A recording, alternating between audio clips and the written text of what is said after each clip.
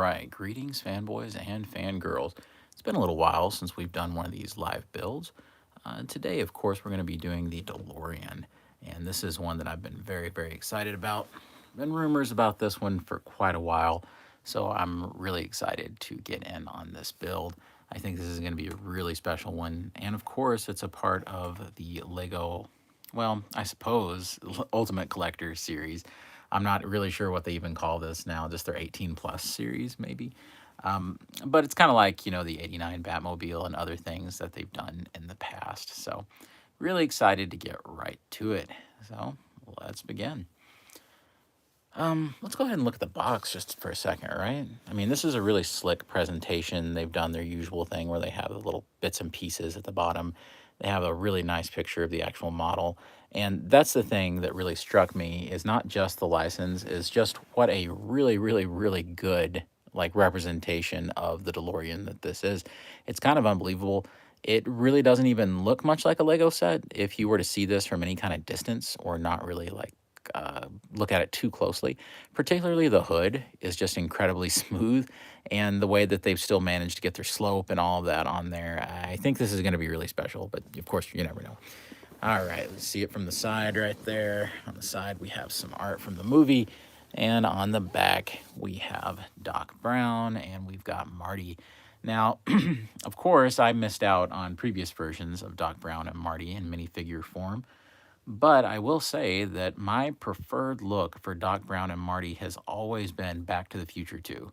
I always think that that's the most iconic for me. I know that that might be sacrilege to some folks, but to me, there's nothing more iconic than for them than Doc Brown in his yellow trench coat with the big, funny glasses, and Marty in the more futuristic version of his usual getup.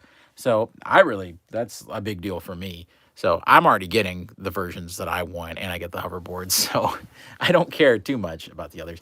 I'll get into what I want to see through the process of this live build, like what I want to see for the future. uh, yeah, With I think I know why too. I think it's because for me, and there's no tape on this, by the way. They have these little things that you just like tear into, and I'm sorry to destroy the box, but I'm going to throw it away anyway. But I think the reason why is because when I was a kid, Back to the Future 2 was the one they would show on TV like a lot. And unlike a lot of kids, I didn't see the Back to the Future movies when I was little. I would just kind of like see them on television, and I didn't watch them in full till I was a teenager. So to me, that like became Doc Brown and Marty, like what they look like in Back to the Future 2. So I hope that makes a little more sense why I feel that way. All right, there we go. Got a whole bunch of bags and pieces here. Let's see. I have no idea how many bags. I usually don't just put them all down like this, but I thought, hey, why not, right? This is the beginning of it. We're just going to look at everything. Oh, man. Okay, let's go ahead and get some of this out of my way so that I can see what I'm doing. Usually what I do is between breaks on building this, I'll put all the bags back in like the box, just so that they're not strewn across the floor everywhere. All right, let's say bag 5. I'm trying to keep some of the earlier numbered bags kind of in front of me so that I can remember where they're at when I need them. Bag number 10. It's going to be a while. Let's see. Yeah, it's going to be a little while. All right. So here is our booklet right here. You can see we got our Back to the Future stickers. We have the plate sticker, the display plate. And this is always a good time for me to just go in and make sure everything's cut evenly so that I don't have a problem later. Yeah, all the stickers are cut just fine. Yeah, everything's fine. Yeah, believe it or not, this is a big problem lately, is their cutting mechanism like cuts it off center. So, and who wouldn't be though, right? Because doesn't that just show that you have good taste? If you don't like Back to the Future, and I'm just going to say this, and I'm going to say this in the hopefully most unoffensive way possible. I question anybody's level of taste in storytelling, not just movies, but in any sort of storytelling. I question their level of taste or even storytelling literacy or film literacy if you do not find enjoyment in Back to the Future. Matter of fact, I'm going to go even further and say that I question if you think that any of the three films are no good, I would still question it because I think that it stands with Lord of the Rings is one of those rare deals where there's three movies that are all like great. All right, here's our booklet. Love the art right there, out of time. And you also get this QR code. So you can get I think, a virtual version of it. You have the out of time license plate as that baby hit 88 miles per hour. Let's go ahead and look at this. I always read these later. These are always really interesting. There's a forward. Oh, yeah, I was hoping for this. Bob Gale wrote the forward. Of course, we know Bob wrote the movie with Zemeckis. Beautiful, beautiful. Love to see this blue screen shot right here. Oh man, this is great. Okay. And so we have, yep, the designer dressed up as Marty right here. Really good. Okay. Yeah, I had a little bit of an intro there.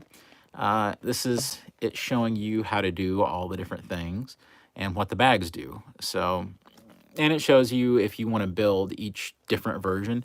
And of course, this set does allow you to build all three versions of the DeLorean throughout the movies. So that is very, very exciting. All right, well, we're going to start with bag number one. And yeah, let's get right down to it. And we are going to start by, I think they just go ahead, looks like, and they do the minifigs just right away. So this thing only comes with 2 minifigures. I think that's important to note. It's not like you're going to get Einstein or anything like that. It's, you know, you're just getting Doc and Marty. That's it. You're not getting Biff or anything. I do think that they could do a really good CMF series, like collectible minifigure blind bag series for Back to the Future. I think that would be fantastic. Do I think they'll do it? No. Do I wish they would? Absolutely. I think that would be just great if they could do that. You could get all sorts of characters in that way. Yeah, especially to me, especially Future Biff with the funny helmet and the weird outfit. To me, that always seems like the most villainous Biff of them all.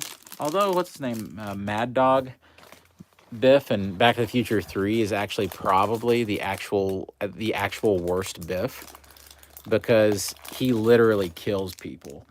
And the other Biffs, like, are incredibly mean, but, you know, they're maybe not certified murderers exactly. They sort of, you know, there's implications to things they do that could maybe make them murderers.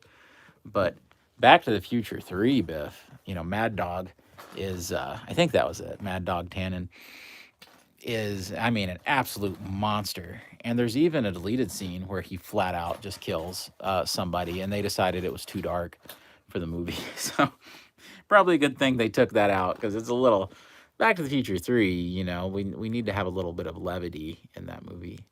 All right, here's putting Marty together here. Let's see here. Getting his futuristic blue jeans on. And there we go. Marty's ready to roll.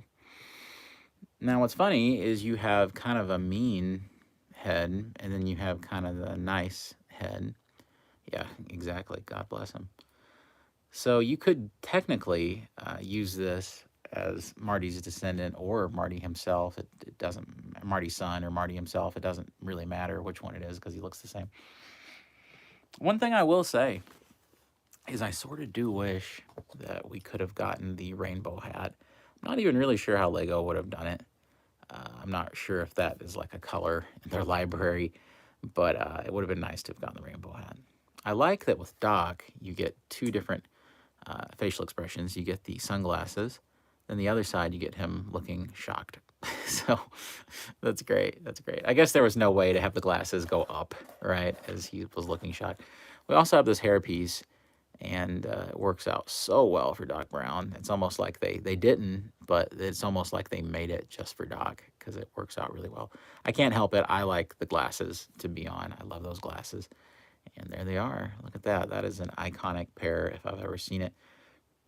It's really funny to see them try to just print Doc Brown's yellow trench coat because it's also like transparent, like he's got a transparent tie and stuff. And so just trying to do all this like minutia in funny printing is really funny. You just kind of have to fill in some of the details yourself, but they do a very respectable job, I think. Very respectable job. All right, okay. All right, well, time to get to it. So I always keep my littler pieces, my smaller pieces over here a little bit, kind of keep them separated from what was in the little bag.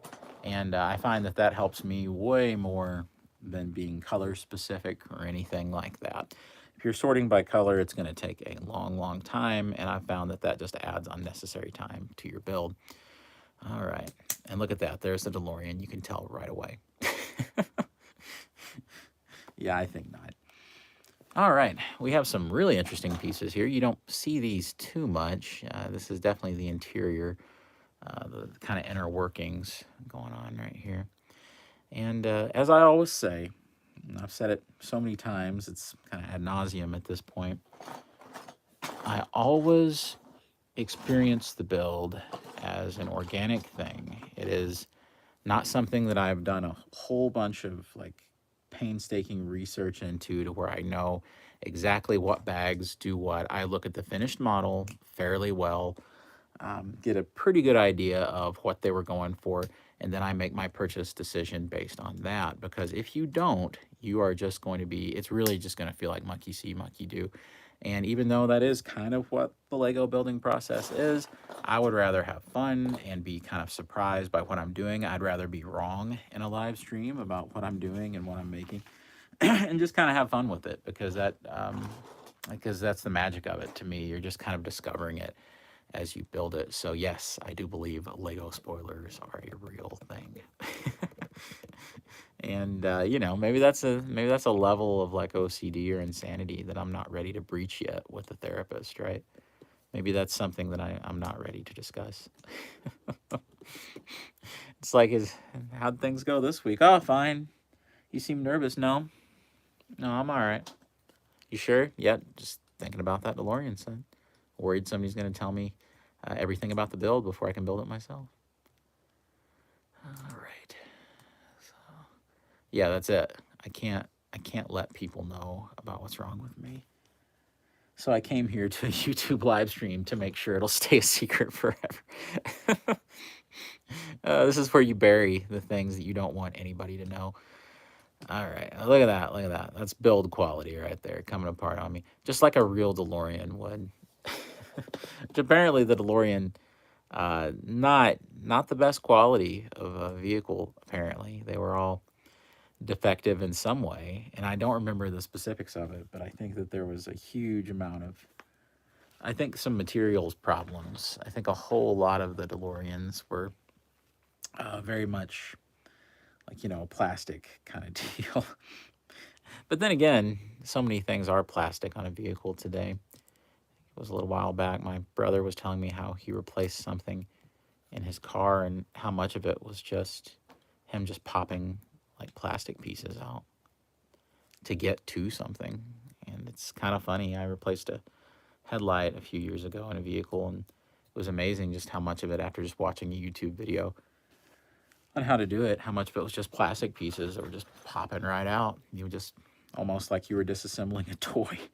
So you can't fault the DeLorean for being plastic. It's just maybe the grade of plastic they were using at that time was not quite there. They've also unveiled a new DeLorean. Well, they partially unveiled it. There's teaser pictures of it.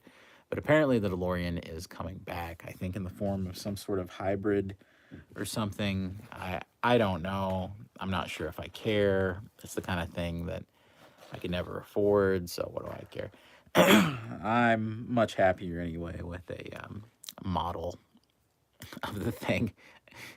Like, I'd have to think about it. Somebody's offering me a real DeLorean or this beautiful Lego representation. And, in a world where money was no object, I'd be sitting there thinking to myself, I'd really like to build that in Lego. Oh, man. Yeah, I can tell this frame is going to be aggravating, trying to put these pins in it until I can shore it up a little bit. Because right now it's wanting to come apart as I put these in. So yeah, see, it's coming apart at every join. So they probably should have let you do a few of the extra steps to shore this up before you start putting these pins in, because you're applying all this pressure and then it's not holding as you put the pressure in. So let me just, there we go.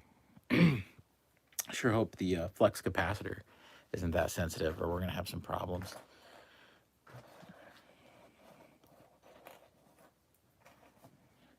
As much as I want to, I'm not going to be quoting some of the lines from the movie that are maybe a little, you know. Well, it's funny, the movie's PG, but there's some very iffy language. Back to the Future was one of those movies that got a pass from the MPAA, and the sequels as well, for some of the language and things in the movies. They're just kind of like, Spielberg's name's on it, it'll be all right. Of course, PG-13 was I can't remember. I guess it was a very newly established thing at that time. So, but that's definitely Back to the Future somehow retains PG all these years later. Don't know how. All right, we got our pins in. Clearly, the most exciting part of any Lego build is putting pins in. And so now I understand why that couldn't be shored up before I put the pins in, because the pins are going to hold this thing that's going to hold the pieces together. All right, well, necessary evil, necessary evil. All right, I understand now, Lego. Okay. There we go. Nope. I got one end on just for the other end to pop off. See, look at that. Oh, man. Yeah, this is going to be tough for a minute here. Look at that. I have an idea. Why don't I attach these partially, and then I'll bring this on, and then just go from there. See, then the other part falls off. Man. Maybe they put this right at the beginning, because in play testing, they were like, yeah, it just falls apart. Like, put it at the beginning. Put it right there at the start. Discourage them from finishing it. All right. Okay, this is in, so this should now provide stability for this side at least. And then on the other end, we're going to do the same thing. Should solve the whole problem of everything coming apart. So maybe that'll get rid of some of these issues. There we go. So much easier now that one end is secured, and now this is solid. So it's just a matter of being patient when you're first doing it. All right. Now that those are in, we've got some little ramp pieces or something. All right.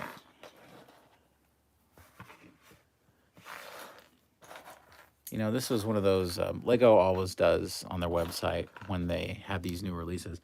They're always a midnight launch. Like always, you've got to stay up and you've got to get on there. Well, this was the first time I had rolled the dice on that, because every midnight launch of products that I'd been doing for the past couple of years, I was forcing myself, because I have, I am very much wired to get up early, so I go to sleep pretty early. So, I don't usually stay up till midnight. I am boring and old. And, it was killing me to force myself to stay awake that long. Well, I just rolled the dice on this, and sure enough, because I have to wake up early anyway for my work, it was still in stock. So now it did go on back order just an hour or two after that, though. So I was lucky in that regard. Maybe it won't work out next time I try that, but I was tired of staying up. It's for a younger Lego fan than I'm afraid. And I'm always really satisfied with the shipping time that Lego has from the direct to consumer site. Like, they don't wait around. Like, they are getting with it. They get your order out the door. Yeah, what is this, sleep? Let's see. They really get it going, though. They get that order gone. They make sure. There's some companies I order from, I swear it seems like it takes them a week just to ship sometimes, just the thing that you've ordered, but not Lego. They're not keeping that sucker in the warehouse. They're getting it to you. They're not giving time for buyer's remorse to set in. Who needs buyer's remorse? You gotta make sure they get it to your door before you can change your mind. Oh, great sale going on for all of my Lego Harry Potter fans out there. Great sale going on at Target right now. At Target, they're doing a buy one, get one 40% off this week for the remainder of the week. And I took great advantage of it. Was able to save, I think, $40 or $50 using this sale. I love Lego sales. We all know how rare those can be. So if you've missed some of the Lego Harry Potter sets like I had, and you're trying to get those, make sure that you take advantage of this deal at Target. Not sponsored or anything like that, but just a little tip. That is a great sale. And what's great is that they even have the newest sets as a part of that sale. The hospital wing to the Hogwarts castle is a part of that sale. So that was really fantastic for me because usually I would be waiting for something like that to go down a little bit in price. Here's what you don't want to do. Don't wait for something like the DeLorean to go down in price because, spoiler alert, it's not going to. Every now and then you may be able to take advantage of some sort of deal, or it's a fluke, or if something didn't sell well, Lego themselves may do some kind of like midnight discount on it, like around Black Friday. But you know what? Those are dissipating in recent years. I used to do that kind of stuff all the time with things like the old fishing store. I got it super cheap by doing the Lego discount and waiting. They don't do that anymore. Not really. Not to the level that they did. So if you want this set, you need to just get it because Lego knows that what they've got with these the other retail sets, they're designed to be discounted. That's what they're supposed to do with those. That's kind of the circle of life with those sets. But with these, they're not designed to be discounted. If you want them, you get them, and they go out of stock very quickly. I found usually what happens with these big like 18 plus sets is it seems like Lego they do like a dry run almost of production to where they do an initial batch, and it's almost like a pre-production batch of them. I mean, there's nothing wrong with it or anything like that. It's not like it's a test or something like that, but it's more like the first shipment they get from the factory to say that initial demand, which is probably where a huge amount of their sales come from. And I found that stock will dissipate very, very quickly. And it's something I didn't know before. So when I got, say, the Pirates of Barracuda Bay, I had to wait, I mean, months and months and months for them to restock it because it just wasn't happening. And that was right around, I don't know, it was a couple years ago. And that was probably the most dramatic amount of time I'd ever seen for Lego to try to restock something like that. But I'm just saying it's worth pointing out that there can be problems about getting this stuff later. So if you're interested in it, you want to get it. The same does not apply with the retail sets. If your set that you're looking forward to is at Walmart, there's not going to be a run on that set for at least a year or two. There are a lot of rumors that Lego plans to start retiring sets much more rapidly, that they've decided that they keep stock on shelves for too long, and that the only solution is to just retire the stuff and move the stock. And I actually think that's pretty smart. Let me tell you why. People like me have definitely made it to where like we don't really get something until we think it's about to retire. I've just been like that for a long time. I have no idea why that is necessarily. I guess it's something like fear of missing out. You get the FOMO thing going. And so you want to try to just rapidly get it before it's gone. Sometimes I'm not even concerned about a set until it's gone. But then Lego has all the stock that they're trying to discount, and they know that a wide variety of their customers are like me, who are waiting and waiting and waiting, and just kind of waiting around for a discount. So I think if they start doing the retiring and the, taking the stock and rotating it more frequently, I think it'll get people to kind of get a little more on the ball with buying this stuff. Not great for consumers, but definitely a smart move for the company, but not a terrific consumer move or anything like that. It would definitely hurt us, but I understand as a company, that's trying to make money, why they're moving in that direction. There's a lot of sets that just came out less than a year ago that apparently there's leaks anyway, and who knows how accurate they are. But apparently, the idea is that they're going to be discontinued by the end of this year. Now, I'm not sure how much I believe it, but that's a rumor, and we'll see how that goes. One of those sets, and this was just as a part of the leaked list, and sometimes these Lego leaks just don't pan out lately. Used to, Lego leaks were pretty solid, but now it's iffy. I would say it's about 60-40 accurate. But now they're saying that maybe even the Seinfeld set by the end of the year is going out.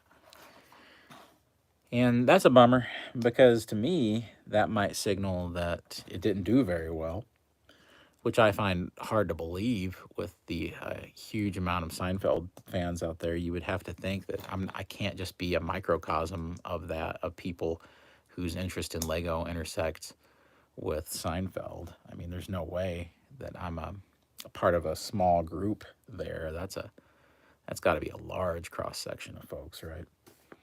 It's got to be all kinds of people. But everybody's different.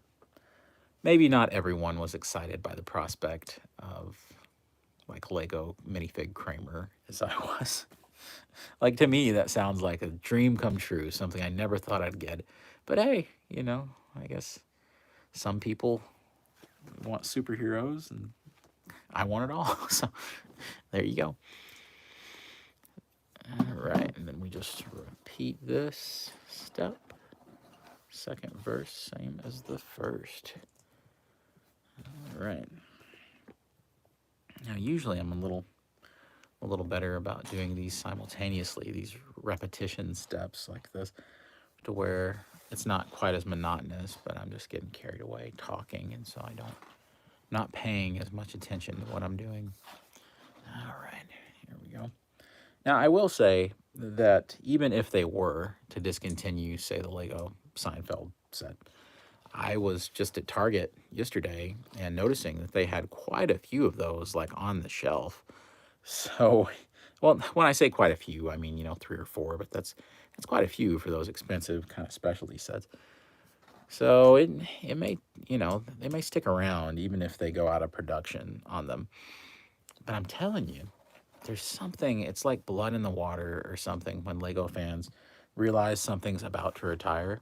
All of a sudden, it just dries up. It's like everybody knows. Everybody catches wind of it. All these weird little places that you didn't think that they would check, they go and check. Like for me, I have one little place that I like to check when something, when I think it's about to go out of stock, and they'll usually have it around. But lately, no, I can't depend on that either. So I'm just going to let that place remain nameless in case it helps me in the future. But I don't know. It's not like the old days. The old days, I remember you could kind of keep an eye on Amazon and they would restock something that was like long gone. And it would be around, it would just show up one day randomly. You would be shocked, but there it would be. No, now when it's gone, it really does seem like it's gone, which I guess is part of the Lego ecosystem. It's supposed to be how it works, I guess. All right, I guess we're building kind of the main supports here of everything, all the internal workings. It's always really funny. You would never believe it if you're just tuning in and you're just looking at this. You're like, I thought he was supposed to build the DeLorean. It's a circus wagon. It doesn't seem right. The funniest example of this probably ever is the 89 Batmobiles internals, which are just hilarious beyond belief. It looks like a rainbow vomited inside the car. It's like red and blue and yellow just flying everywhere, and you're thinking, man, this is supposed to be the 89 Batmobile. And eventually it is, but till then, it's, uh, it's a funny journey to build the thing. It really is. It really is. Of course, we know why they do all this color separation. It's to make it 10 times easier to see what you're doing on the inside and make sure you're getting the right pieces. But it is funny to someone who's not used to building the internals of these things. You kind of just look at it and you're like, okay, what's the point? But no, it does make your life tremendously easier. All right, so this will go back here. I don't think it, yeah, it does matter because these are color coded. And now that's one thing I appreciate. They're making sure this is red and this is white, and that way you can always know which end you're working on, because it would be really easy to get this thing turned around. So see, once again, that is an example of the colors serving like a practical purpose. Like they're color coding the thing for you, which is nice. Which is nice. All right. You know, honestly, I expected this set when they first shown the pictures of it. I thought this would be much more expensive than it ended up being. Usually, when you're looking at these kinds of sets, you're thinking, okay, well, this is a $200 thing, kind of like the Batmobile or the Batwing or something. But I suppose in my head, I should have known better, because when you're really thinking about it, the DeLorean is a small kind of sports car, right? It's kind of low to the ground kind of thing. And so it's going to be smaller in scale than vehicles like that. So there was no reason for me to think it would be the same price as the gigantic 89 Batmobile. But, you know, it made it a little easier to swallow when it came out that it was, I think 159, I think was the price, 159. And to me, I was like, okay, well, I can do that. That doesn't seem so scary. It's when things start creeping up, like to that $300, $400 level, that that starts scaring me just a little bit. I'm a little concerned when that happens. But you know, you're still sticking around in those low 200s, or kind of hundreds somewhere in there. Then yeah, things are still in my ballpark, and so it led to an early pickup for this guy. Or this girl. I don't know. I don't know if we're going to assign gender to the DeLorean. I don't know if we can. I guess Doc, or do they refer? Maybe someone in the comments can tell me, someone in the chat. Does Is there a gender assignment like in the movies? Does Doc Brown ever say she or anything about the DeLorean? I know he says this baby can hit, but that's not gender specific. So, see, the Millennium Falcon, we know that nobody's ever going to refer to it as a he, right? Han Solo's always talking about she, and then that's deepened quite a bit in the Solo Star Wars story movie, which is fantastic. But that is actually given a practical, like, okay, well, here's the reason he might be saying that. Okay, but is there such a thing? Is there such a concept for Back to the Future? Huh. Never really thought of it. Guess we'll see. Someone will let me know. All right. Okay. Did that twice. And this looks like we're building up kind of the... I could be wrong about all this. We might be building something completely different. But this appears we're building up the front and the rear.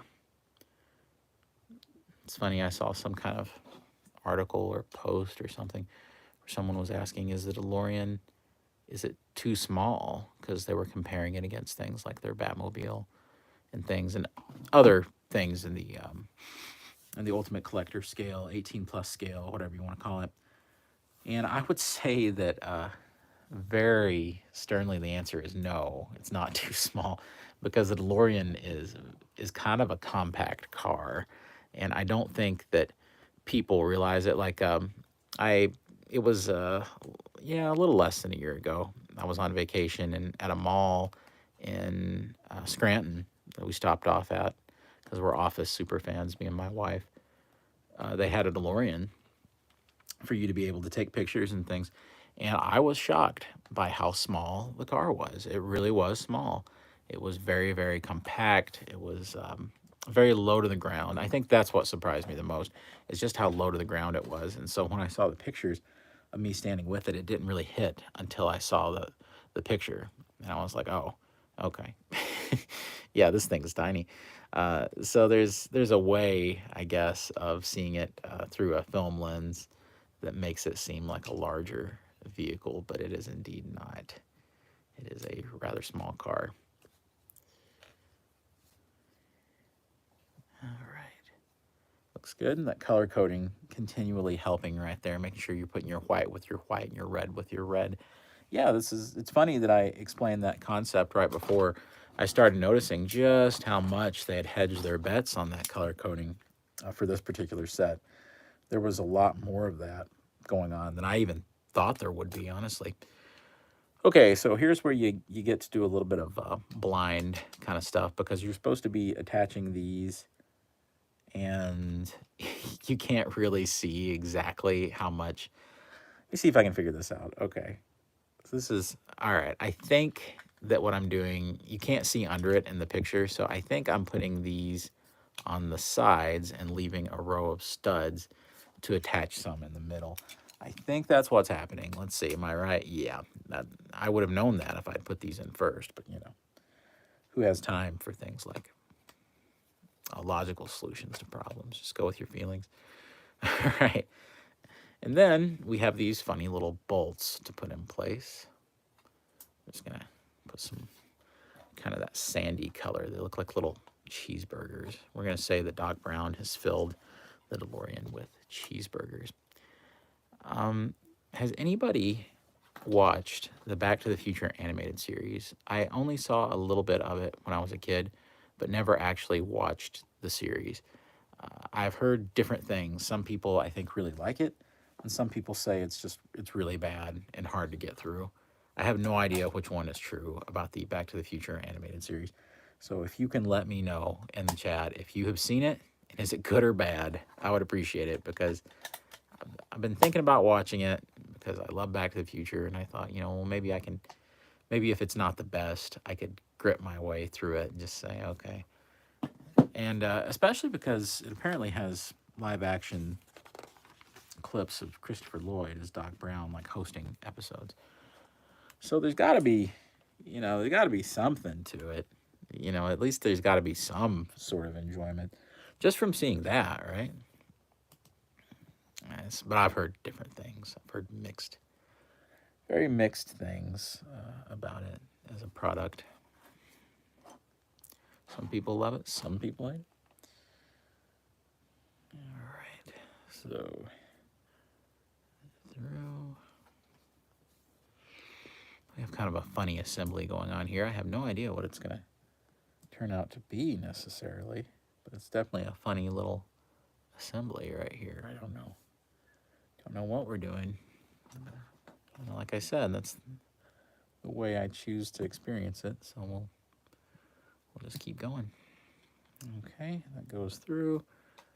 Put the pin in through here. Some funny stuff right here. Some weird building. I don't know if I'm building a Bionicle set or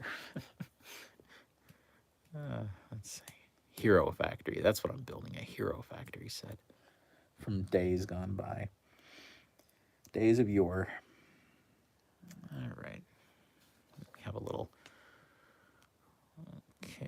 pin holder right there that you thread through. Okay. And so this is our contraption. I'm not sure what it's going to be just yet. Okay. So I line this up with the red end right over here. And this just goes down in between. Okay, and then apparently I push this plunger on through. There we go. Okay, that's probably to mount something, part of the front or something. Okay, and then we go to the other end, and it looks like we're going to repeat that process. You know, it's funny, I was talking about the intricacies of the online buying process for this, but it amazes me how limited my access is to an actual physical Lego store. And if I did have such access, how much I would enjoy having a local Lego store. And when I say local, I mean, just within, say, an hour and a half, even. I would consider that because, I live in a rural area, so I'm used to being a million miles away from everything. So that doesn't bother me. But I think it's not a lot to hope for or ask for to be situated at least an hour and a half away from something like that. But it just is not the case. And I think that's the case for a whole lot of Lego enthusiasts.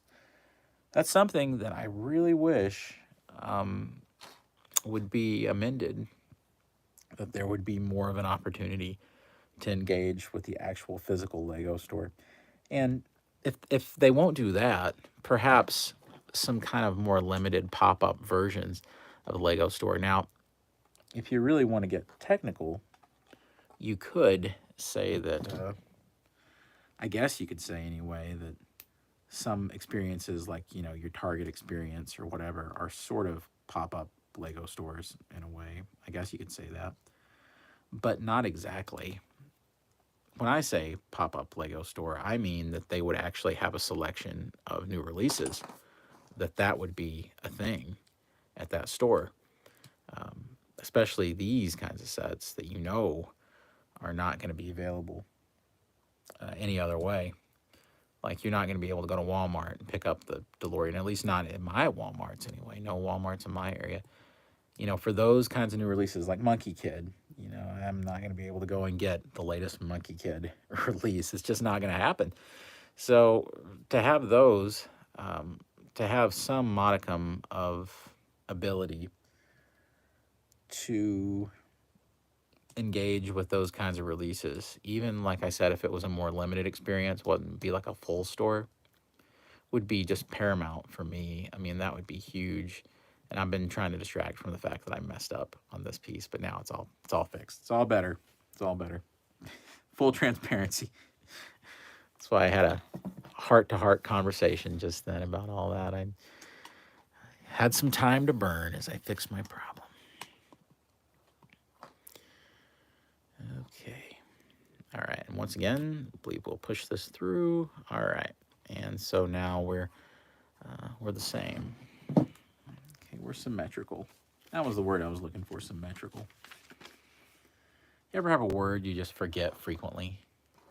For me, as I'm doing reviews, for some reason I blank out on symmetrical and asymmetrical, and I'm constantly needing it to make some kind of point about something, like not matching or it does match or whatever.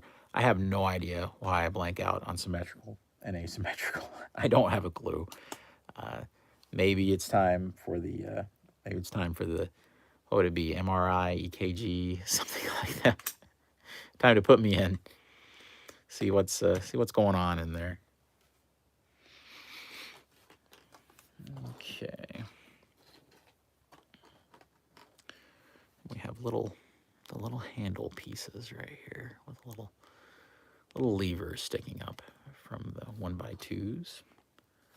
We're just getting that symmetrical. See, I pulled it out of my hat or elsewhere. Okay, got that matching. And put these up.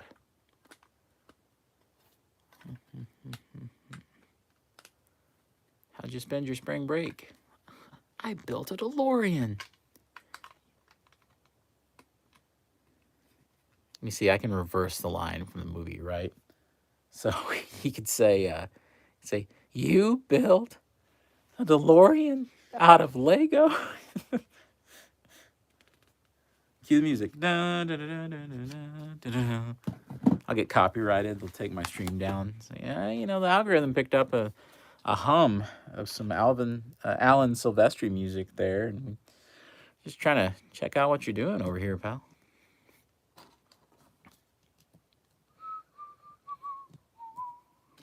Oh, they heard the whistle now. All right. I've always loved the story that the Bobs Zemeckis and Bob Gale always gave about their direction to Alan Silvestri for the Back to the Future theme music. He explained to him that they were working with a very small budget. They didn't have hardly any money, and the movie won't have a whole lot of big effects or anything, so they need the score to make it sound like the movie is very expensive and extremely adventurous.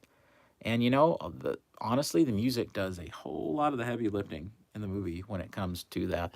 So I've always thought that was just a brilliant direction to say, you know, make something so regal, something so incredible that we're just going to be floored, you know, when you hear it. Oh, look at this. Okay. Yeah. All right. That's cool. Yeah. It's like something you'd find on the playground right there. Oh, oh, this is funny. Okay. Yep. Oh, okay. This should go on the bottom. Let me fix that real quick. Yeah, I need to turn this around. Better I find out now, right? Better I find out now. There we go. Now we're cooking. I was looking at it in the diagram and I was thinking, there's something not quite right. Okay. All right. All right. Looks like we're almost through bag number 1. You know, that first bag, because you're doing so much of the internals, right? There's always a little bit of a drag to it, isn't there? Because you're not really getting to do, aside from the minifigs, which it was great that they put both of them in here, because this has required an incredible amount of that internal kind of building. But it's nice to get through that first bag, because it's, you know, let's be honest, it's kind of a slog getting through those internal pieces. I think that these always become tremendously more exciting when you start getting into, you know, the iconography of the thing and it actually looks like it's supposed to look. So I think that's much more exciting and much more fun. You know, I wonder if this actually, and this is something only Lego people ever think about, right? Does this break the record for number of those like drum lacquered? I guess it's the drum lacquered kind. I'm not 100% sure. The drum lacquered silver pieces, because there's going to be so many covering the outside of the DeLorean. Is this the set that has the most of them? And I know that people a lot smarter than I am keep up with that sort of thing, but it's fascinating to think about.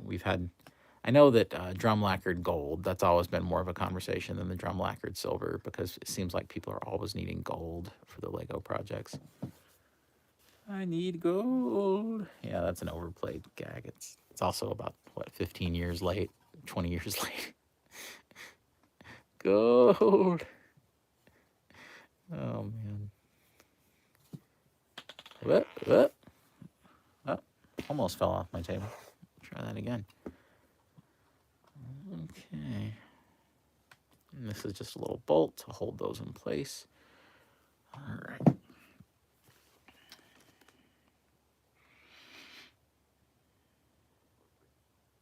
Okay, now we're building little mechanisms on both ends. I'm curious to see what all these mechanisms' functions are. I'm not 100% sure what we're dealing with just yet. Seeing a lot of different gears and things, and it's going to be fun to discover that as we go. Kind of just figure it out. At least that's how I like to experience Lego. I don't know if we've concluded the bag or what. We're about to find out here. Got to get these guys, these cogs, situated. And then looks like we're going to have these two. Oh, I see. One for each end. Okay. These two, the teeth are just going to fit in with each other to activate some kind of mechanism. Excited to see what happens. Oh, maybe it's the door lifts. You never know. I'm not sure what's a mechanism and what's not with this, but we're going to find out. Okay, all right. So feast your eyes on the extra pieces of bag number 1. I'm serious. This is all you're going to get when it comes to extra pieces. A whole 3. A whole 3. I'm telling you right now, if you want to know like how to figure out that you've messed up, or you've like you've accidentally skipped a step, or if you have any kind of extra pieces that look like that they are significant in any way, then you missed it, because they don't give you extra pieces anymore. Not really. All right, we're on bag number 2. Very exciting, very exciting. All right, let's see. What do we got? And we have a little bag. I'm going to put Doc and Marty a little bit further back right there. Hey there, I'm doing real good. How about you? Doing even better since I'm putting together a Lego set. All right. We'll keep our little pieces situated over here to the side. And then, you know, this is always funny. In the book, it shows that there's, you see some big pieces that we're going to keep off to the side when we need them. So these are our larger pieces. We're actually going to go ahead and, oh, we're going to use them right now. Okay. All right. So once again, the color coding helps because you know this is your white side. That's your red side back there. Okay. 3 on each. And this is going to cover up some of those unsightly gears. Oop. Don't screw up the whole model. Okay. It's always hard when you're trying to find like pressure points to friction things together on a Lego set because you're busting it apart when it's unfinished. I have a feeling this is going to be very sturdy when it's done. Yeah, okay. You know, I think this must have been this must have been in development, I should say, for a long time, because the rumors for it started quite a while back that this was coming. There was even a few like false, like non-starters for this, where people thought that a certain number was going to be this set. As a matter of fact, if I remember right, I think that there was a product number that came around and people thought that it was this new DeLorean, and it was like maybe a $80 or $90 or $100 price point. And I might be confused too, but it does seem like that there was some concern initially that there wouldn't be enough pieces to make it as accurate as it needed to be. But of course, those fears were assuaged pretty quickly. Now, I will say this, that practically anything, and this is no disrespect to the person who came up with the base model that it was based off of, but that original Lego Ideas release for the DeLorean has become wildly outdated. Like the minifig scale one, if you're wondering about that, yeah, there was a minifig scale DeLorean, and if you go back and you look it up, it is wildly outdated. It looks like it's from another era of Lego because, well, it practically is, right? That's a lifetime in terms of Lego, how long ago that thing came out. And it truly is from another generation of building. And it's just not, it is not at all what I would consider a modern version of the DeLorean. It does make me wonder if we're going to see some sort of minifig scaled version. I know that some people don't like this, and I'll probably rub them the wrong way by saying it, but I really wish that they had done the thing they did with the '89 Batmobile, and I know that made people mad, which was do a gift with purchase to give you the minifig scale version of this model. I know people hate it when that happens, but oh well. Where are the bricks inside the model? The ones you'll never going to see some. Yeah, as a matter of fact, before you join the live stream, I'm glad you asked that. I was just talking about this, and the deal is that it's done to make putting together all the intricate like workings to make it easier to keep up with. So if you look down here, and I was just talking about this, you see how this side is the red side and this side's the white side? It's to make sure, because they look so similar, that you don't like screw it up and turn it around the wrong way and attach the wrong piece to the wrong side. And all of that internal parts, it's so you can see what you're doing. If it was all black, it would all fade in together, like in the instruction manual. So I hope that answers your question. Or as I was saying this a little bit earlier, you probably weren't around when I had mentioned it. The Lego '89 Batmobile is by far the funniest example of this, because the inside of that thing is a rainbow. It is like a cavalcade of colors. It's ridiculous. It's like Batman. Batman had a unicorn inside the Batmobile, and it threw up all inside the Batmobile, and it just ran. And the thing is, you know, now that I have the model on my shelf, I'm never ever going to see this rainbow of colors. But it is funny. There are some very slight angles that if you move the Batmobile just slightly, you can maybe see through like a little crack in the black exterior. You might see a hint of yellow, hint of blue coming through, maybe a little red somewhere or another. But you have to look so closely that I don't consider it a deficit of any sort. But it's pretty funny. It's pretty funny. Hope that answers your question.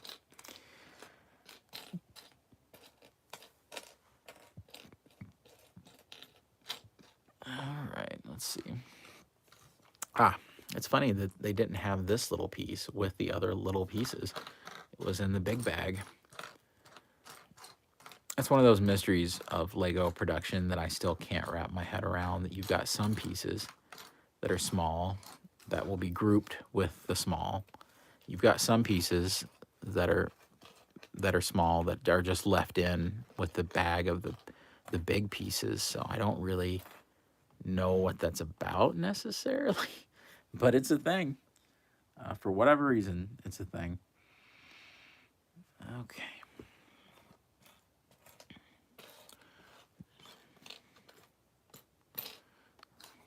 Ah, there it is. Spent forever looking for that little thing.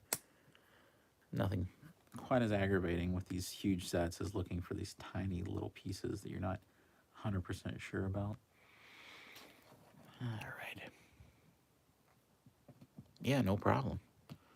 No problem. All right, so that goes in the sign. And then we kind of repeat that process over here, but it's a little different. We've got one of these. And there we go. Got this. Fantastic. All right. Let's plug this guy in. Side. I don't know if this part is meant to like hold some of like the power cables in on the sides. You know what I'm talking about, those like black cables that run down the DeLorean. Not sure if that's the intention or if maybe it's something a little different. The internals of these Lego sets, you're really just having to trust what's in the manual at the beginning. You can't, if you think about it too much, you're just gonna end up with a lot more questions. You just trust that it's going in the right direction. It'll be all right. It'll be all right. It'll turn out. It'll turn out. I don't hear of too many people missing pieces these days. It happens. It's happened to me. That's the thing about live streaming that I always worry about is I'm going to come to a moment, and I nearly have in the past, to where I realize that they haven't given me all the pieces, and then you're just kind of stuck. You know, the model is, you can't really go forward because if you build everything around this giant, huge model, you're not going to have access easily to the rest of it. So it's always something that it's a little concerning. It's like right now, I kind of halfway. There it is. Yeah. Thankfully, that didn't come to pass. I was thinking for sure. I was like, uh-oh. I jinxed myself. But so far, so good. So far, so good. I remember I bought Poe Dameron's X-Wing from The Force Awakens, which I gave up on trying to collect Lego Star Wars. I can't keep up with that. I can't afford that. But anyway, I bought that set, and it was missing a pretty significant piece that I absolutely had to have to get it going. And Brandon can attest to that. He can vouch for me on that because it just so happened we were building it together, and we tore everything up trying to find this piece, and it just wasn't there. It absolutely wasn't there. So it does happen, but since then, I think Lego has done a whole lot more of an automated process with everything, and I think that prevents a whole lot of that kind of thing from occurring anymore. Well, that was an unusually aggravating step. It didn't really feel very fulfilling, but that's okay. Let's keep moving. All right, we have another repeat step, and it's where we take these guys, and we're just gonna fill it in with these. Now, I am not the Lego guy who can tell you the names of each of these pieces. I got nothing but respect for any of those people, okay? But I have no idea. And even though I consider myself a fairly substantial Lego fan who buys sets constantly, builds them all the time, um, I don't, I couldn't tell you the proper names of a lot of the pieces I'm putting together. I'm not at that level. I'm really not. I'm also not much of a free builder, kind of mock builder kind of guy. If you're looking for the one on the channel that does that, that's Brandon. Brandon can do that. He does ships and castles and things. He's always sending me pictures of what he's doing. I'm more of a show me the instructions. I want to get it exactly the way that they have it. And I don't know. I'm not saying I couldn't do some of that sort of free building, I guess. If I wanted to, it would probably be fun. Maybe I'd be okay at it. I don't know. But it doesn't really strike me as something that I absolutely need to do or have to do, or I don't like. For me, it's more about drawing and painting and sculpting. Like those are things that I see as like creative expression kind of things. With Lego, it's more about it's to me it's like building a model kit. That's how I see Lego. It's more like, okay, here's this replica of this thing. It's not to me so much an artistic medium that I can experiment with and do crazy things with. And maybe it will be one of these days. Maybe that urge will just hit me out of the blue, but it really hasn't yet. That's why Lego, honestly, didn't start to appeal to me as a kid until they were doing Star Wars sets, and then all of a sudden I was like, oh, these are like model because these are like replicas. Yeah, exactly. Those runners, man. Trying to get rid of like the blemishes from your pieces, and I got into like trying to sand those down. Is really, yeah, very sturdy. It's amazing how far Lego has come when you look at just the level of stability on the sets. I can take old sets, even from, I don't know, things like Lord of the Rings, which wasn't that long ago, and they're not nearly as sturdy as the things that we build now. And I think that a lot of the times it does require some more pieces, and I think that that's caused Lego prices to kind of go up a little bit. But honestly, compared to other things and other hobbies right now, Lego's starting to look like a better deal than a lot of things. Collectors' action figures prices are skyrocketing for most of them, and Lego is starting to look like a better value proposition to me. As a matter of fact, yesterday I was going to buy some NECA turtles. The price was insane. $150 for a 4-pack of turtles. Insane. 6-inch scale. And I said to myself, you know what? I'm going to buy these Harry Potter Lego sets that I've been needing. So,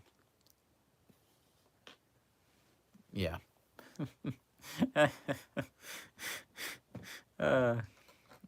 Yeah, I don't have a lot of experience with the Gundam model kits. What I have mostly done is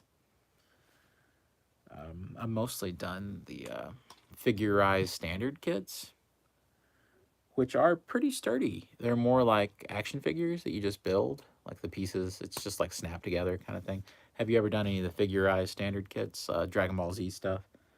Like those are actually very sturdy. I was actually really surprised by them.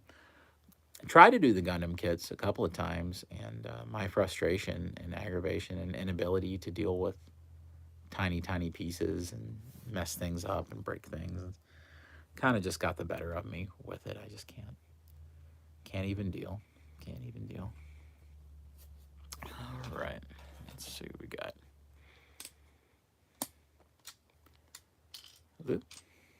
Don't want to do that. This is starting to look like an interior, right? Like it almost looks like the inside of a palace or something, and there's lava flowing under a bridge. This is a Mighty Max playset. Turns out nobody knew. Mighty Max, little Think a boy's version of Polly Pocket. That's when I was a kid. Mighty Max commercials were. It was from Mattel, so maybe they thought it was going to be their next He-Man. I still remember their little jingle from Mighty Max. Mighty Max, Mighty Max, Mighty Max. And then they had a cartoon, but I don't know if it was very good. I never watched it. Mattel couldn't get me to watch the Mighty Max cartoon. And I know the game wasn't very good. Yeah. Yeah, I'm sure that's the case. I've looked at some Zeta Gundam sets that I really liked.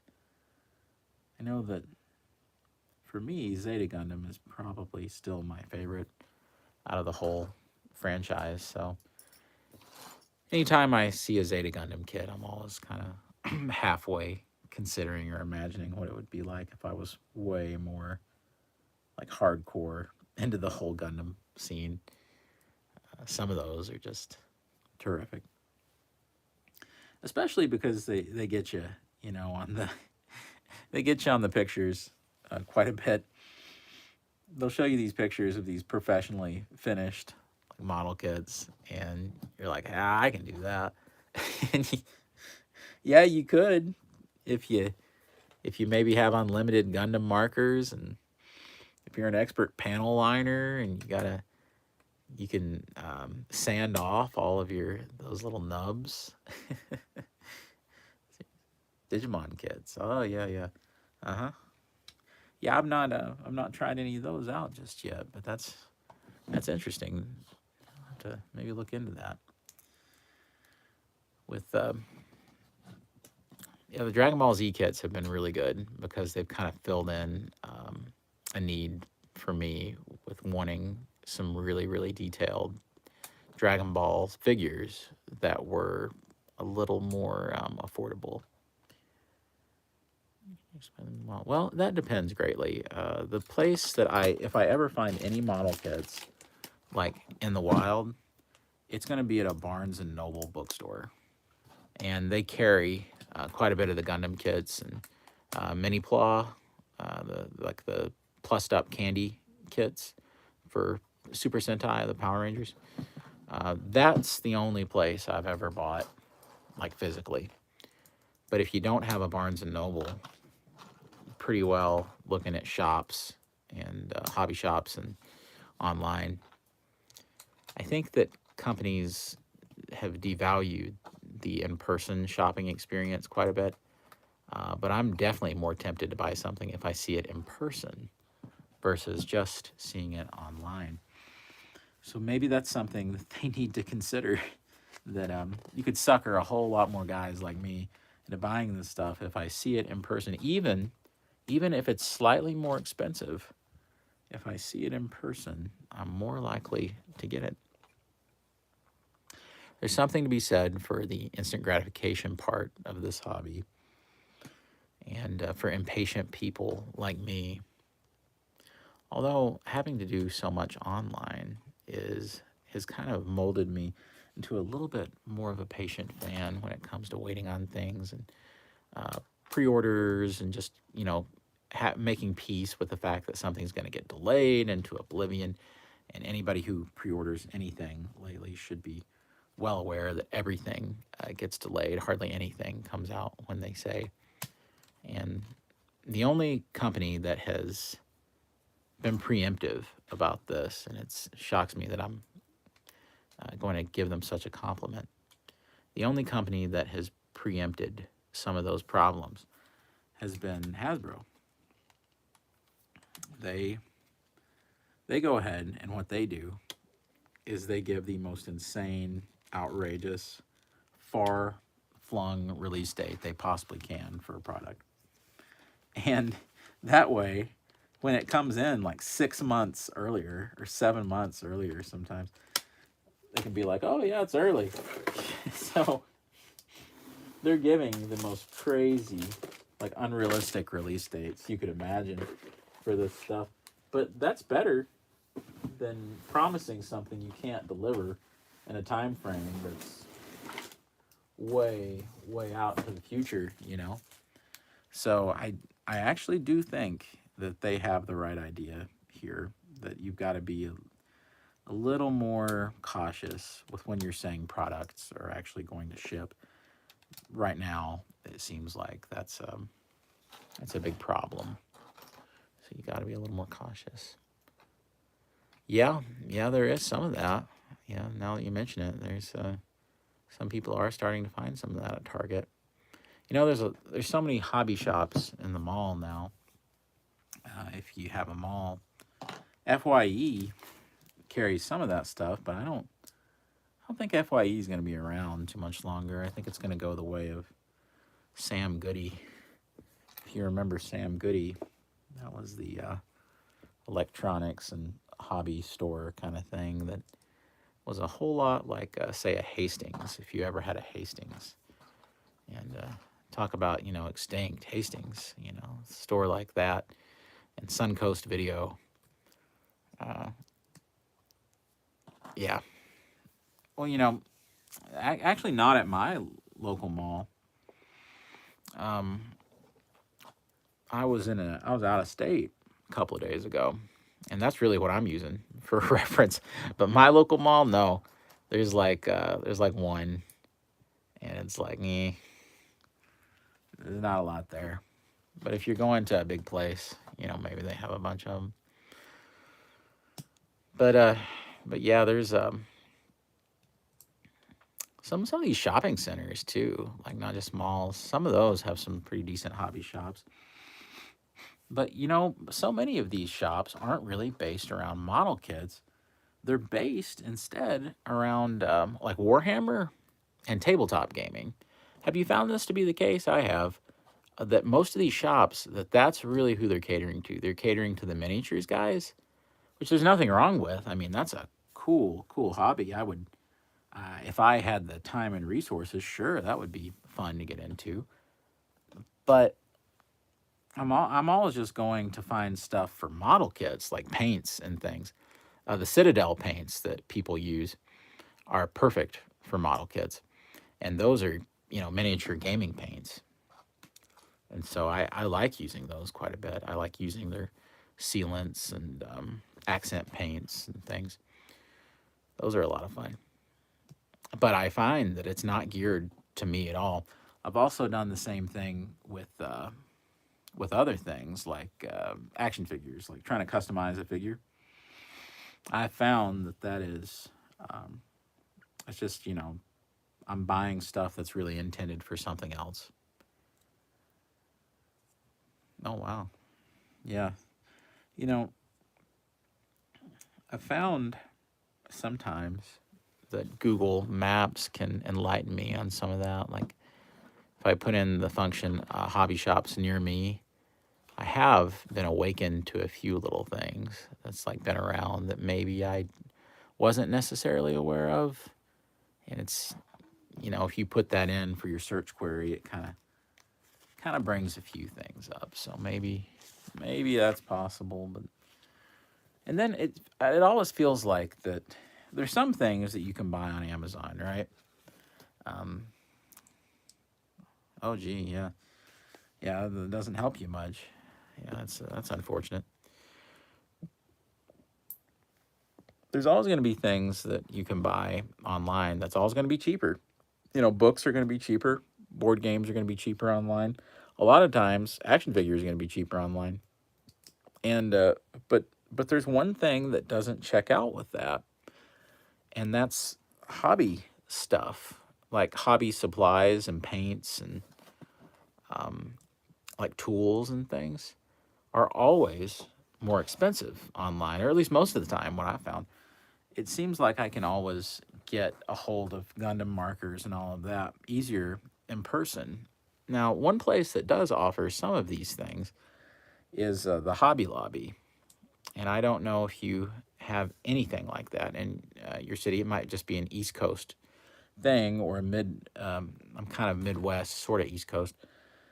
So that could be useful. Also, it's not, Hobby Lobby has a better selection, but there's also Michael's, the hobby store.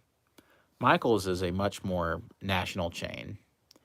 And they cover some of that stuff, but it greatly depends on your location. You can go to some and they don't have anything like that. You can go to others and they have a pretty good selection. So you might want to try a Michaels or a Hobby Lobby. And I found that I was surprised sometimes, especially Hobby Lobby had a really good Gun Plus selection and a pretty up to date selection, which was even more shocking. They were getting in new kits, and that's that's wild. But there they were. They're kind of a and the even funnier part is Hobby Lobby's status as more of like a. This doesn't necessarily inform the products that they're selling, but they do have a kind of a more religious slant to their business model. So that's kind of funny that they're not that there's anything irreligious about Gundam, but it's kind of funny that they're making sure that's up to date. Do I collect anything else? Well, for imports, not necessarily. I used to be into figure arts quite a bit, and it was because of Kamen Rider. I have a real love for Kamen Rider, but the further I went into it, the more I realized that I couldn't keep up with the releases, and it was becoming much like you. I didn't have a good place in person to be buying those kinds of releases. So what ended up happening was me quickly running out of steam trying to keep up with Kamen Rider figure arts releases. It was just, it was unfortunate because I loved it, but at the same time, I was also I was kind of making myself miserable with it, so I got out of it. I just went ahead and sold off what I had, and I'm sort of waiting for a different option with Kamen Rider. Part of me hopes that someday Hasbro will at least do a Kamen Rider Black RX. Of course, that was Masked Rider here in the United States because he made the Power Rangers team up appearance, and so that's part of it for me. I've almost bought some Figmas a few times, had a couple on pre-order, but I always chicken out at the last second because it's like it seems like there's always a domestic alternative that will come out right before Figma can get their huge, crazy pre-order like lead-ins done. Yeah, it's available. That kind of availability. There's something about I don't feel as cautious about in-person purchasing. And whereas online, I feel like I'm signing some kind of contract or I'm like locked in or something. I don't know if it's just some kind of illusion that I'm setting up for myself in my head or what, but I always feel more at ease with just buying something in person. I guess there's something to be said for the feeling of an impulse buy or something like that. I don't know. Maybe that factors into it somewhere. But it's very difficult to maintain enthusiasm. It's very difficult to maintain interest. What we really need, and the both of us need this, it sounds like, is an import shop is what we need that specializes in that. And I think that the import shops can offer a little bit better deal than what you would do online because they're importing in bulk versus what, you or me trying to do that. There's also services online now that apparently will hook you up with somebody who's gonna go and buy the product for you and not charge you that much to get it to you. But at the same time, I'm not sure how established or trustworthy some of these services are. I think I used HobbyLink Japan years ago for Kamen Rider figure arts. That was in the early days when the figure arts were running about $50 a piece. And you say a price like that now, you get laughed out of the room. You're not going to be getting a figure art for $50. It's not going to happen usually, unless you're looking at a discount run of figure arts, or somebody's trying to get rid of one or something.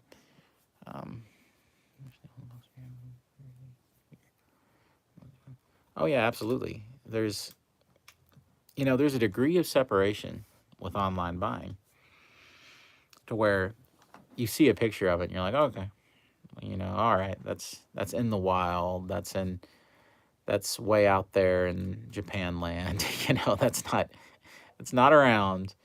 But if you can see it, then it makes you a lot more. It gives you the feeling of, oh, well, this is. I could take this home with me right now. So, how much did you want for it again? Like that's the feeling, and that's the magic of it. That's how theme parks are able to frisk you for so much money. Because once you're in, and once you're in a festive kind of vacation party mood, and you can see things in person, it's all there. There's this feeling of, oh, I'm feeling a little more loose with my money. So I think that is also the theme park mentality. Let's get you in, let's get you spending, let's get you. Hastings, I'm telling you, Hastings used to be the place for me to go. There wasn't many Hastings around. There was a few. It was more of an East Coast chain.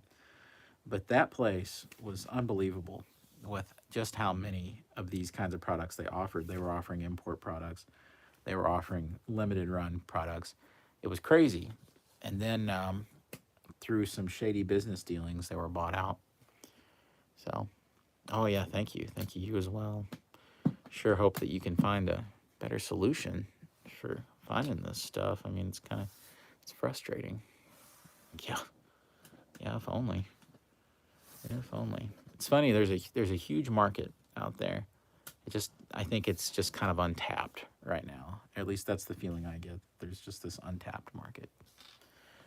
All right, the DeLorean is looking fantastic. As you can see, it looks just like the movie. Oh my. Yeah, this still has a long way to go. And we're through the first 2 bags of it. And that's probably how we're going to be approaching this is probably, 2 bags as you go. The figures I'm looking forward to are mostly domestic releases right now. And so for me, the lines that I collect, which of course are manufactured overseas, but they're domestic releases here, I'm really big into the Mezco stuff. And so Mezco 112 Collective. And that's on my channel here. You'll see a lot of those reviews where I'm always getting new selections of those in, and it just makes for they're very exciting. It's mostly original characters now. They do license stuff, but now they're getting to the point where it's mostly original characters. And I can hang with that. I like that because it gives me something new and interesting, and not everything is a rat race to see who can make the most accurate this or the most accurate that, and it just feels like whoever comes out last, it'll always look better. None of that is a thing with these original characters. They all just have their own identity, and I never ever thought that that's what I would gravitate towards, is like these original characters, but it turns out I have. A lot of people who collect it hate it, that they're going away from doing nonstop superheroes and they're starting to do their own original characters. But I love it. It appeals to a very small group of people, and I know that because the views tell me that on those videos. Those views, they don't get a lot, and it's definitely a limited run kind of thing that I collect. But I love it, so I'm gonna stick with it and keep paying their crazy, insane prices. But it's a domestic thing, and it's direct from the site. And the only way you're gonna find it is if your comic book shop orders it. That's the only way you're gonna find it in person. So that's it. Always looking forward to select Marvel Legends. Certain ones appeal to me. A lot of them don't, because I'm not like I don't have a tremendous encyclopedic knowledge of the comics. I have some knowledge. But a lot of those releases, are kind of like, okay, maybe this isn't for me. I collect a lot of Power Rangers Lightning Collection. And even though that doesn't have much presence here on my channel, because again, I figured out not a lot of people watching Power Rangers Lightning Collection videos. I think that it does well, but it's not necessarily a YouTubeable kind of collection of mine. My big thing that the channel is kind of mostly about is pretty much He-Man and the Masters of the Universe, and that's what the channel is mostly situated on. Ah, nice, nice. So, have you gotten any of the Transformers Legacy stuff? Because I saw a bulkhead yesterday at a Target. First Transformers Legacy product I'd seen in person. I'm not sure if it's really my thing, but it's. I love Transformers. I have an insane number of Transformers. Oh yeah, yeah, correct. Yeah, yeah. I'm all about it. I would love to see that. I would love to see it. I am. I'll tell you what. I'm really into the third season of Power Rangers that was based on Kaku Ranger from Japan, and in particular, the villains of that season with King Mondo and Rito Repulsa. Rito Repulso? So I'm really hoping to see them in Legacy or Lightning Collection really soon. Yeah, first time I'd seen any. I'd say they're getting ready to flood the shelves. Of course, you never know with Transformers. Sometimes you'll find the figures first at Walmart. Other times they come to Target first. But I don't know. Bulkhead doesn't appeal to me very much. They changed his design in such a way as to where I don't really feel it. They squared up his torso quite a bit to make him more like, I guess, a G1 Transformer. But to me, it just kind of ends up looking like he just has a big cube for a torso. So I'm not feeling that one very much. I am going to get the Laser G2 Optimus Prime because I love Laser Prime. He's close probably to being one of my favorite Optimus Prime design, which is really saying something. He's in the conversation for favorite ever when it comes to design work on Prime. Just Laser Prime is fantastic. I am a little concerned that they're starting to remake things so frequently that it's making releases feel like they're losing some of their specialness. Like we just got, a Laser Prime in that box set a few years ago between Titan's Return and Kingdom, but I don't know. I have an interesting relationship with Transformers. Sometimes I'm gung ho and I get everything, and other times I just kind of say, I'm not feeling it or whatever, and I kind of slack off the brand for a couple of years. Then I come back and I think it has everything to do with what they're offering and how they're offering it. Like I thought I was gonna go all in on Kingdom, and then Kingdom ended up kind of lagging behind on some of it, and it got to a point where I kind of just gave up on trying to be a completist on Kingdom and other stuff like Masters of the Universe having so many releases, and me in that taking precedence, and GI Joe taking precedence. So yeah, Titans Return, Optimus Prime. Are you talking about the? Well, there was a few different ones. There was. Let me think. That was, yeah, yeah. That was. Oh, can't even remember what they called them. I liked a lot of things about that, and I felt like that he worked far better as a Laser Prime than he did as just standard Optimus. It was a weird design to use for a standard Optimus Prime. It really was. So I agree with you there. But I actually took mine and used the repro labels. I don't think they call themselves repro labels now. I think they call themselves something else. And I repro labeled mine as something else. Triple Changer G2 look alike, that one. Oh yeah, yeah, yeah. The Triple Changer, that was it. But yeah, I was able to take the stickers from repro labels and turn that one, the standard one that I didn't like all that much, and make him Action Masters color Prime, which are the non-transformable Transformers action figures from the early '90s. And so I was able to make him useful for my collection, even though I really didn't like it that much. So I feel you there. It wasn't until they did the reversioning with Laser Prime that I was like, okay, I see some merit in this design, but only if it's transformed into this. Uh, so that was a funny way to go with it, I guess. But it's how I came to it, I guess. It's how I accepted it and moved on. I feel like they keep trying to do standard G1 Megatron over and over again. And I don't think there's anything wrong with that. But it's funny now. It's getting to the point where it's just getting funny about how many gray G1 like tank Megatrons there are. I remember when Transformers Classics came out. Man, oh man, that was a big event. 2006, I believe. Transformers Classics. Things that once literally any other. Yeah, yeah, yeah. I agree with that. Yeah, Transformers are a special thing. Man, when Transformers Classics came out, that was such a huge event. It was a phenomenon for me because I had been waiting for years after the Unicron trilogy of shows for them to return to more of a classical version of Prime and Megatron and all of that.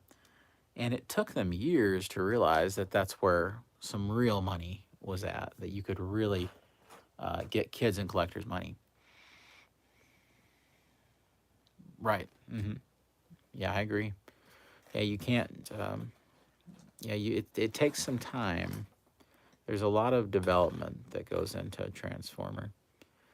And it's a big collaboration, apparently, between Takara and Hasbro, where the people in America are designing the figure, or at least coming up with a concept for the figure. And the workers at Takara, the Japanese fellas who are designing it, actually come up with the mechanics and how it's going to happen. And so I can't imagine a more interesting design process where technically you're working together, you're working in tandem like that to design, to make sure something looks good while also making sure it's functional. And so I think that means that sometimes some quality snafus can be forgiven to an extent. That, and I think materials tolerances are the big problems with Transformers in the last few years. Every now and then there'll be a release, like a Kingdom Cheetor, to where early samples are, yeah, it's more like the shared effort. Yeah, you're right. To where everybody is trying to get this product to be what it needs to be, and it doesn't always pan out the way that everybody wants, including for me, but most of the time I feel very forgiving about what they do. I'll tell you, I I know that technically it didn't always work, and especially things like the first release of Venusaur. But oh my gosh, I was really into Combiner Wars. Like really into Combiner Wars. And I was fascinated by all the combiners that you could put together. And that was a huge deal for me. If I'd had unlimited money, I just would have bought every single box set, every single release. And I got close. I really got close. Right. And the environment is so different than it was a few years ago. A few years ago, and I remember this was especially the case with things like Transformers Prime, people were desperately trying to pre-order the Takara version because everybody knew the Takara version was going to be 10 times better than the American counterpart. But now I remember people's guffaw when they started realizing that the pre-orders for the Takara stuff was literally just the American Transformers toys. And it finally happened. There was finally a unification between them. And yeah, much more expensive. And here's the thing is Brandon, who's way more of a Transformers aficionado than I'll ever be, he put it best he explained it to me like this, that Transformers in Japan for years and years and years was a specialty product collector's line and not this general audience's kind of like, okay, kitty, kids toy kind of thing. And that it wasn't just it's that they were made to be a premium product there as well. They weren't just a premium product to us. They were manufactured with that in mind in Japan. So that's why they always receive like these plussed up things, because they're even more expensive there comparatively to what ours is. So there's had to be this unification now, to where there had to be kind of a middle ground struck between what is premium and what isn't. Um, but I don't know if you've noticed, but now there's some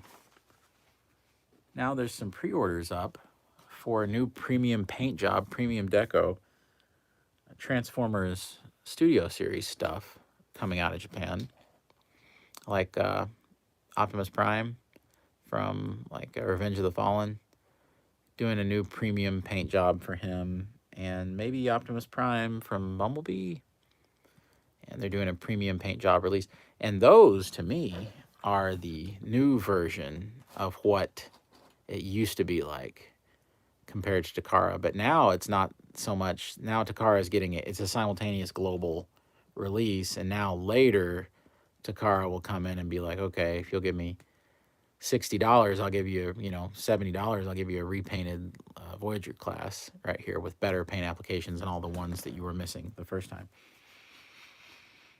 Of course, I blame Transformers Studio Series for burning me out on a whole lot of Transformers.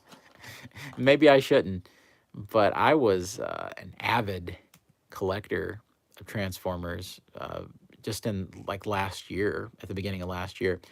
And I remember just desperately trying to collect all of the Transformers Studio Series stuff, because I had so much fondness for the original trilogy of Transformers.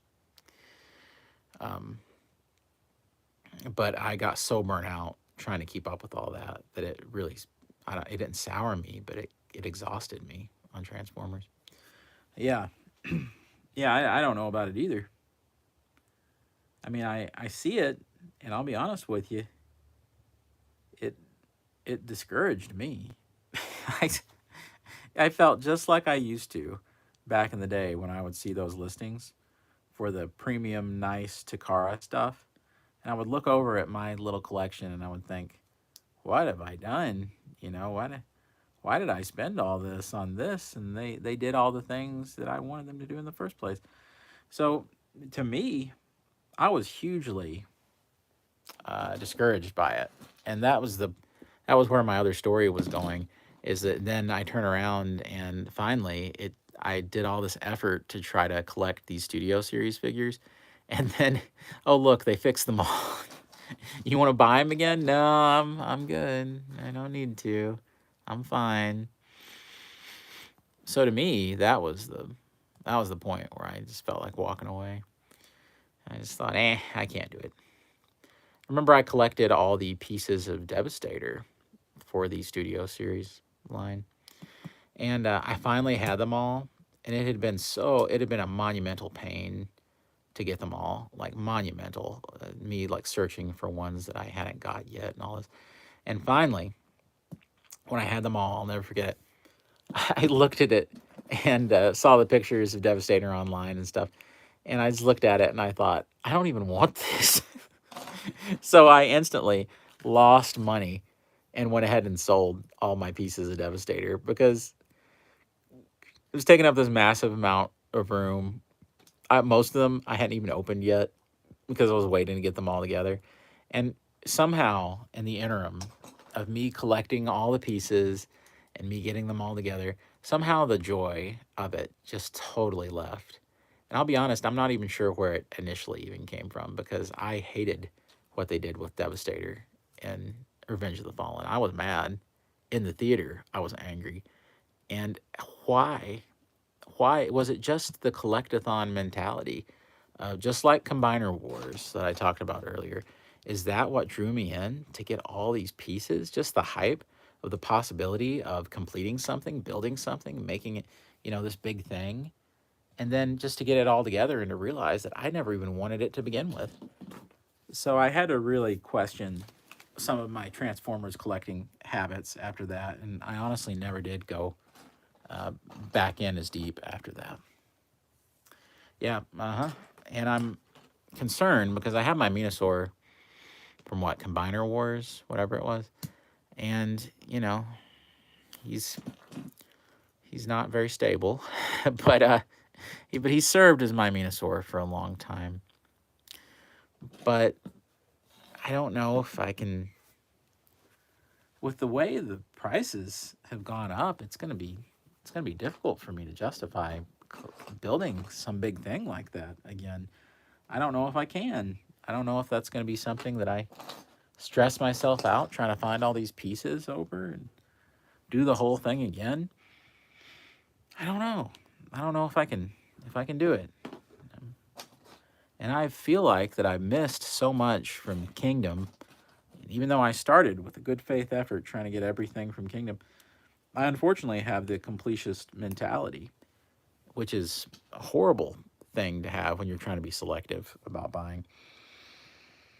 And I have so many other irons in the fire for things I'm collecting. It's crazy. Expensive things. And even though I'm not breaching the import market, there comes a point where I just can't do it all. And I've got a massive war display of Transformers and Decepticons battling each other. And yeah, that's true. That's true. Yeah, it's gonna take a little longer. That's true. I didn't have much luck with Rodimus, Commander Class. He was Commander Class, wasn't he? The Rodimus that they did.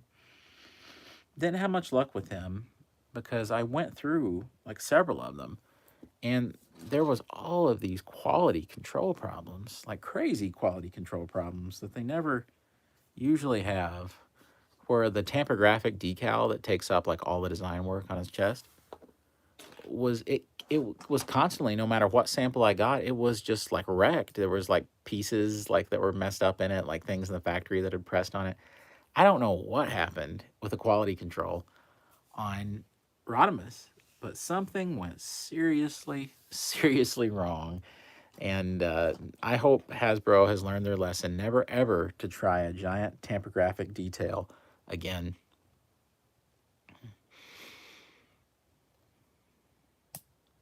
Oh yeah. Yep, exactly. To me, there's not enough of a difference to justify that sort of price increase. And that's what you have to ask yourself always with this stuff. Is there really, like, you got to look at that dollar amount, because that's really what you're asking yourself. It's like Mafex. They did all these Batman Dark Knight Returns figures from the comic. Well, I saw those and I got stars in my eyes. I was floored by how good they were, right? Those are like $90 a piece, $80 a piece. And then McFarlane comes out with $20 a piece. $20 Dark Knight Returns figures that are bigger than those. And even though the sculpting isn't quite as accurate to the book, I mean, good Lord, what could Mafex or any import company possibly do to let me know that, hey, ours is worth $70 more, $60 more if you're lucky? The answer is they can't. Not necessarily. I don't really think there is anything that you can do to convince me that there's that kind of a sizable, like, marketable difference between them, because there isn't. That's the thing. There just isn't. Now, to some people there is. But to my eye, being more of a domestic collector, that's where I draw the line and I say, yeah, can't do it. And it's just one of those things. Right, right.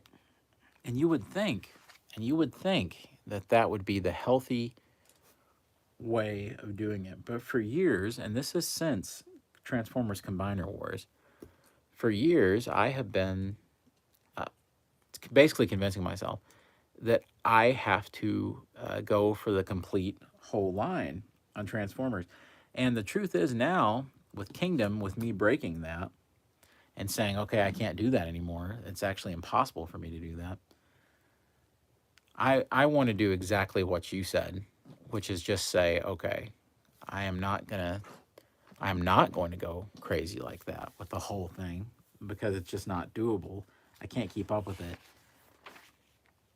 It's just that completionist mentality that is damaging to collecting. That it, even the smallest minutia, you've got to find it. All right. And so I'm hoping that just like you said, I'll be able to take a step back from the new legacy stuff and just selectively get things that I think need updating and things that, there's going to be things that I just instantly, that are insta buys for me, like the Laser Prime and things of that nature. There's going to be other things that truthfully, I'm not enough. I'm not enough of a Transformers aficionado to even know who some of the characters are. And sometimes that's how I learn about the characters is the releases. And then Brandon, the other guy on the channel, he has to like explain to me what it is. Yeah, you're right though. That price is always going to see a buff from that. And with the economy doing the things it's doing, you're going to see a continual downgrading of size. Right. Yeah, that explains why we're seeing such an increase, and it's an incredible increase and a downgrade, like I said, in size. And so that's been happening consistently though for years with Transformers, and will continue to happen.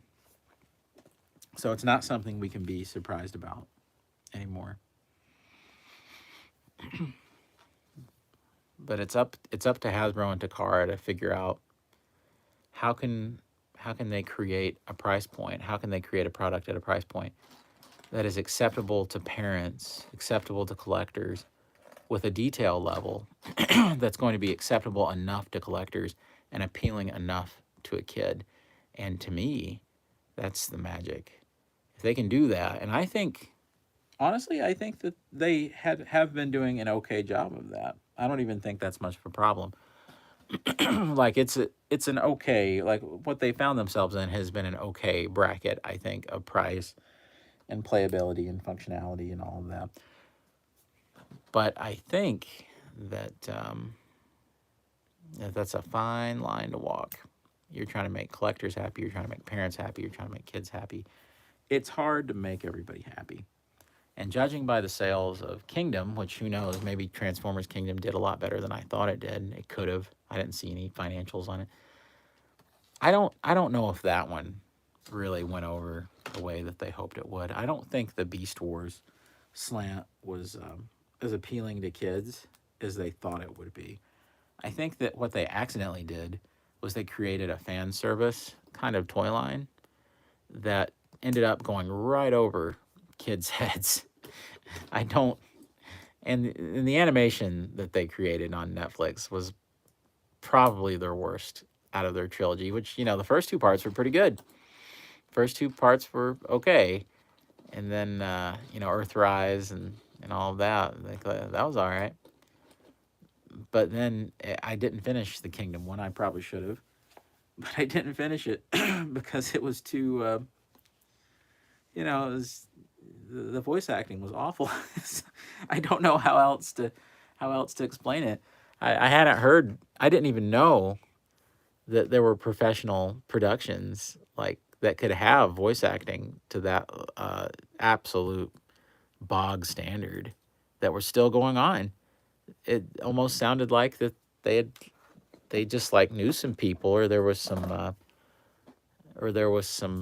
animators that did the voices. Yeah. Well, that's the thing is that they've got to be careful because that whatever line you've got, setting in Walmart or even setting in a Kroger, setting in a grocery store, and because that is the line, part of their job is to make sure that it's going to, get that appeal going for everybody. And that is an almost no-win scenario. So I do appreciate them choosing super fans sometimes because sometimes they do. They will choose us um, instead of the kids sometimes in this stuff and just hope that kids will, get behind a character because they look cool. And sometimes that works out really, really well, and sometimes it doesn't at all. I remember in Titan's Return, they did Overlord. Overlord's a big character to fans of the Japanese Transformers anime trilogy like me.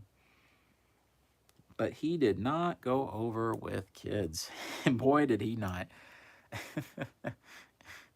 Yeah. Yeah, they have some holdovers, that's sure. Yeah, that's true.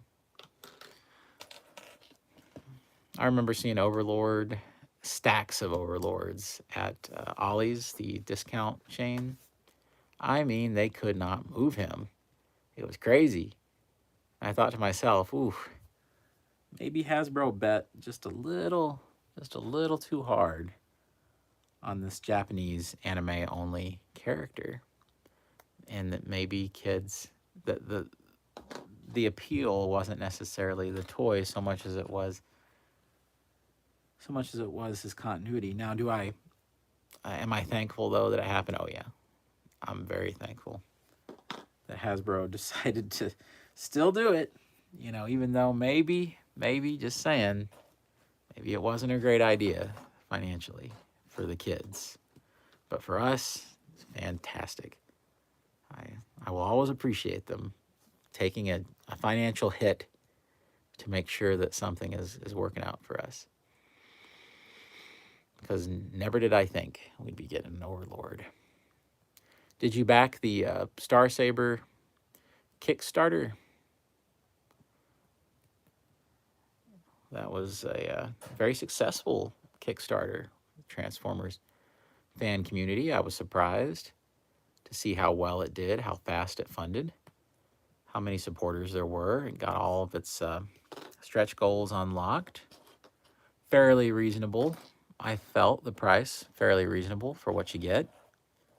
Felt that it was a pretty good value proposition for all of the new tooling and all of the little accoutrement that you get with it and accessories, especially because all those stretch goals got unlocked. I was overall very pleased with Star Saber.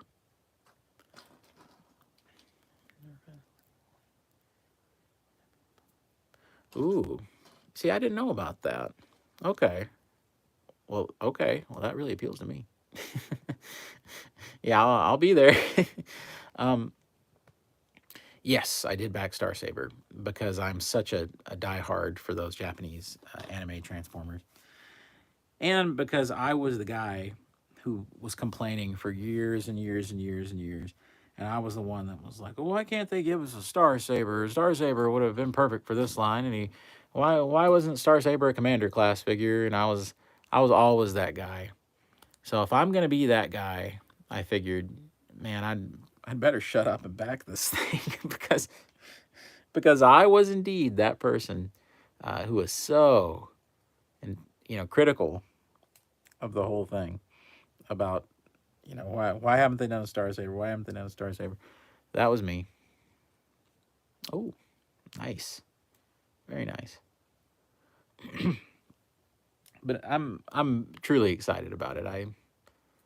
You know, even though there's some pessimism that I feel about some of the Transformers brand at this point, that's something that has not been my enthusiasm has not been dampened. Star Saber is a big deal for me, like a really big deal. So I'm thrilled, very very thrilled, especially because for the Japanese, Star Saber sort of was the face of the brand there for a solid few years, much like Optimus Prime was the face of our brand for so many years. So it's a monumental occasion, I feel. The release of Star Saber will be a big event where we'll finally see an East meets West kind of thing. Yeah, I still love the brand. It won't be, my enthusiasm won't be dampened. I was still, I was a little sad to see them not carry forward with Travis Knight as the director of the next Transformers movie, because he did such a great job with Bumblebee. I felt a lot of genuine quality was in Bumblebee, so Stephen Capel, I think that's how you say his name, Jr., he's directing Rise of the Beasts, and he's no slouch, though, because he did the Creed 2 movie. I really liked Creed 2, and the Rocky series there. So I feel like that's not a bad move at all. So there's still reason to be fairly enthusiastic about even the big screen future of the brand. I suppose you saw that leaked Optimus Primal, didn't you? That's supposedly a toy from Rise of the Beasts. I actually thought it looked pretty good. I mean, sure, he's not quite as colorful as Optimus Primal, but I mean, he's pretty much, yeah, that's him. He looks like Monkey Optimus Prime to me. They got the head right, if it's indeed a real thing and not just an early concept. All of that seemed to be well in tow.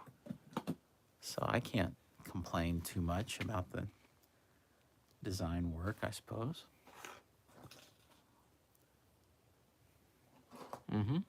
Yeah.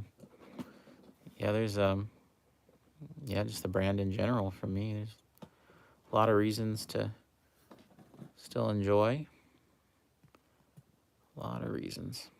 All right, getting some gears on here. I'm surprised by how techy these little parts are looking down here. Starting to see blue and all sorts of stuff. Yeah, that's what I heard too. I hope that's not a bad sign. I find that if I keep my expectations pretty low with the movies, that I can avoid a Transformers Last Night scenario. Not that my expectations were high with that movie by any means, but I don't know. You may like Transformers The Last Night, so I don't want to be too negative, but I was shook by how bad I thought that movie was. I actually liked the other Transformers movies pretty well. Yep, I sure did. I'd liked Age of Extinction pretty well even, and that wasn't a very good movie, but I thought it was fun. And then then I moseyed on into the theater, watched Transformers Last Night, and I was not ready for the atrocities that I would see on the big screen. I realized I'd made a grave error. I thought, uh-oh, I've goofed up now. I almost got up and left the theater. I almost said, when Anthony Hopkins came out and started talking out of his head like they had just got him. I don't know. I don't want to be too disrespectful to Anthony Hopkins, so I don't want to. But man, whew.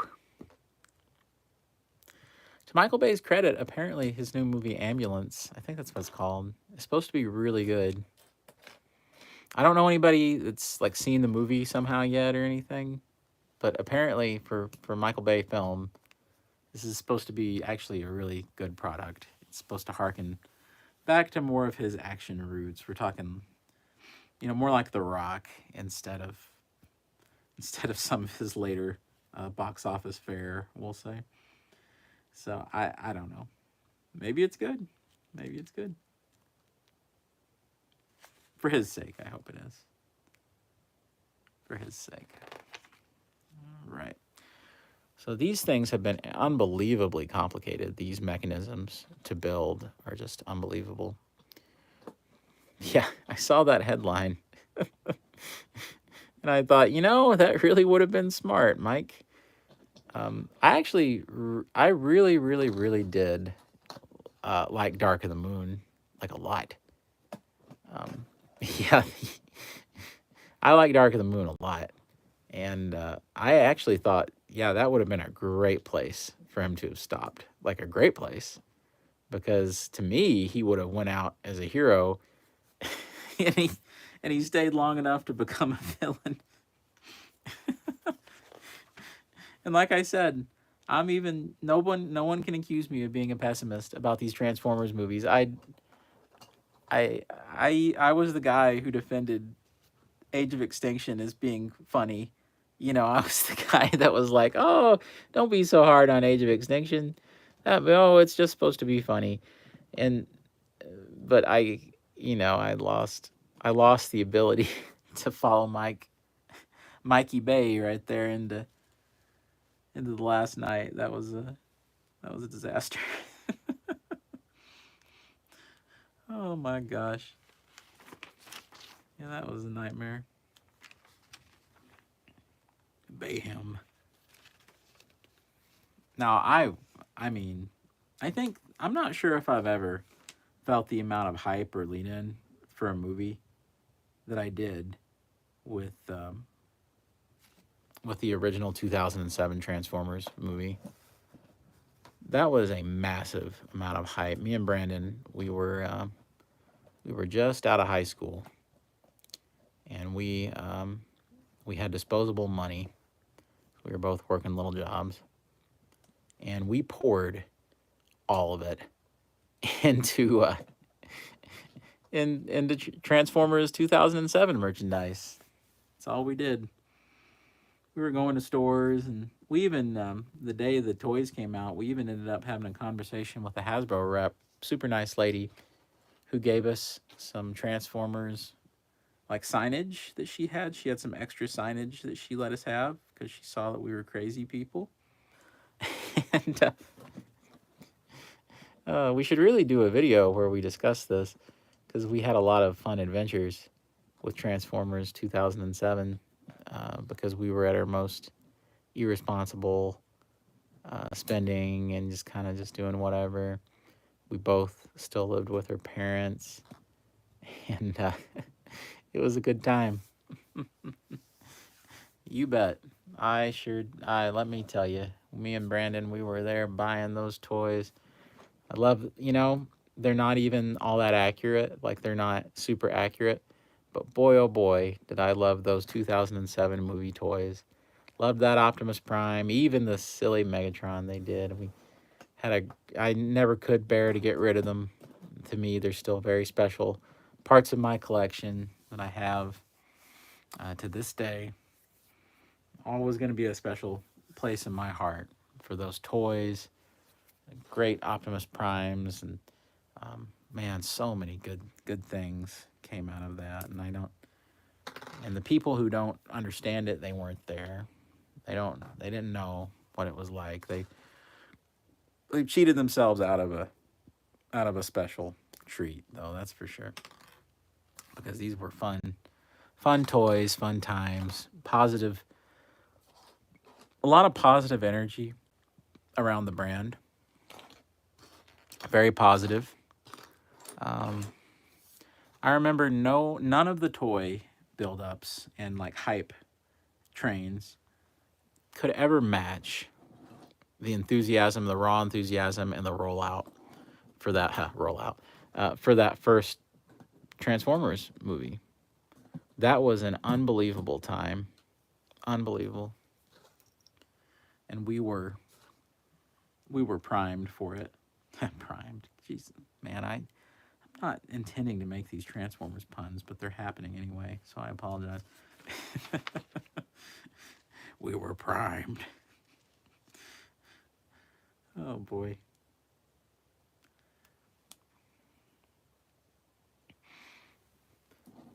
I think everyone was shocked that Transformers was a viable brand, like a viable box office brand, that it was it had this huge appeal. I don't, before that, Transformers really wasn't looked at like that. It was this kids thing, and also something like a nostalgia brand. No one had a clue that it could be exploited in that way. I did. I think we all did, the people in the fan community, because we knew the potential of that brand. But people were shocked, and it led to GI Joe being done with the same level of money and hype and all that, but it didn't really work out the same way. I'm probably more of a GI Joe guy than I am a Transformers guy. Well, I'm definitely more of a GI Joe guy, but not by much. So I'm always going to have a lot stronger opinions about GI Joe. But I'll always be sad that it didn't work out for GI Joe the same way that it worked out for Transformers. It didn't happen. It didn't come together with that same level.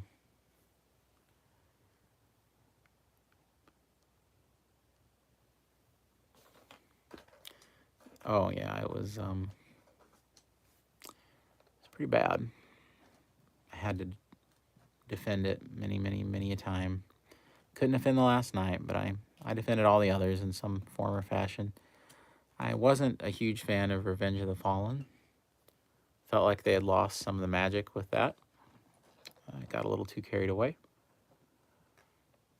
But Dark of the Moon, I really loved. I actually like Dark of the Moon maybe a little better than the original movie. Felt like a big blockbuster version of a Sunbow episode, which is a great compliment in my opinion. Great compliment. All right, I feel like I've been building these gears for forever. And now we're going to actually be adding these little elastic bands to them. And like I said, feels like that we've been building these, and these have been so complicated to build. It's been crazy.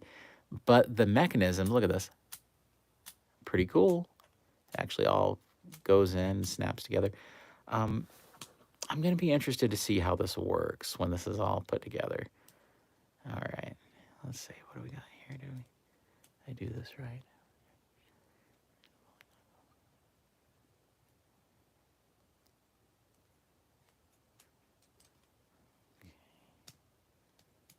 All right, let's see. Yep, that works. All right. And then we're gonna thread this right over. And there's one more of these little elastic bands. There we go. Right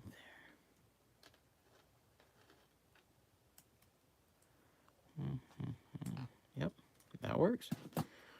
Okay. Now we have those in place. We need to actually mount them onto the car. So these are exactly the same. Just there's a difference in where we're putting them. Okay, where do these go? Okay, they thread through there. Do they thread through? Yeah, there we go. Oh, I see. The cogwheels are all going to join up with these cogwheels right here. And everything's just going to plug in. Now, that's easier said than done. There we go. Okay. For a second there, it was having a little bit of a hard time fitting over it. And I'm sure something's going to go in on the ends to kind of stop it up. Okay. And then the other end, same deal. Go to the orange, thread through. Okay.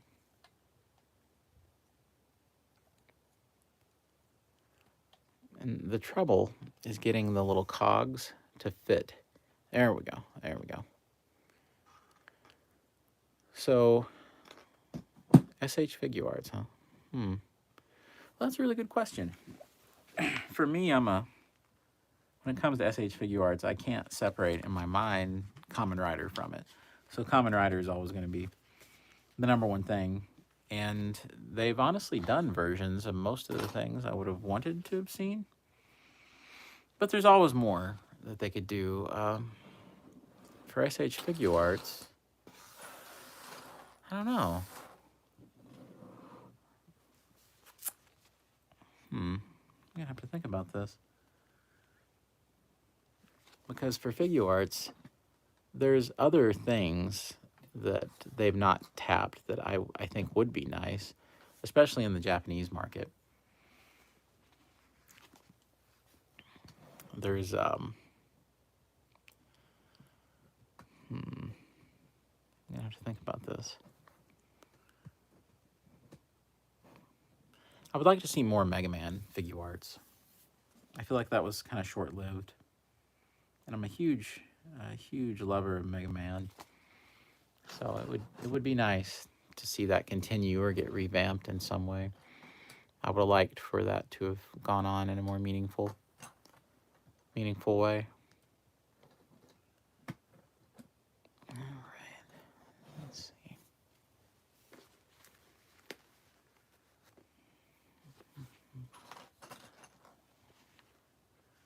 You know, the interiors for this, all the internal workings of the DeLorean have been far more complex than I could have possibly imagined. It's taken longer for me to get through than I could have imagined.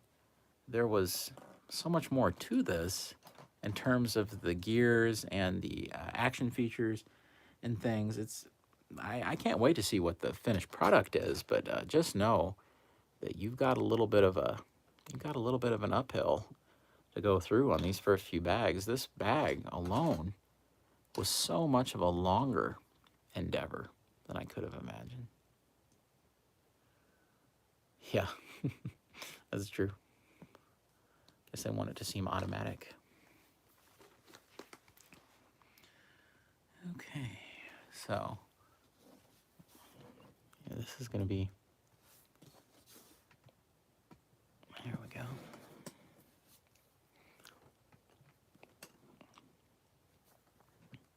It's funny how the longer we go,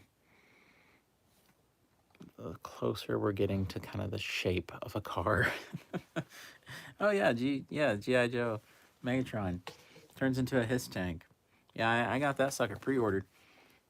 Let me tell you, I am happy. Glad you brought that up. Yeah, that's a big deal for me, like a really big deal. Yeah, I couldn't have been happier with that. And you get a reproduction Baroness figure with it. It's really big too. Like this is going to be a big old transformer for people who have been wanting, you know, a larger scale Megatron, more like, I don't know, he almost seems sort of like a commander class in a way. This will be the antidote. I mean, this will be what you need.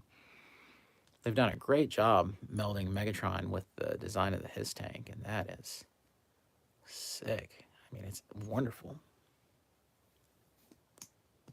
I just hope that this leads to more of this kind of thing in the future.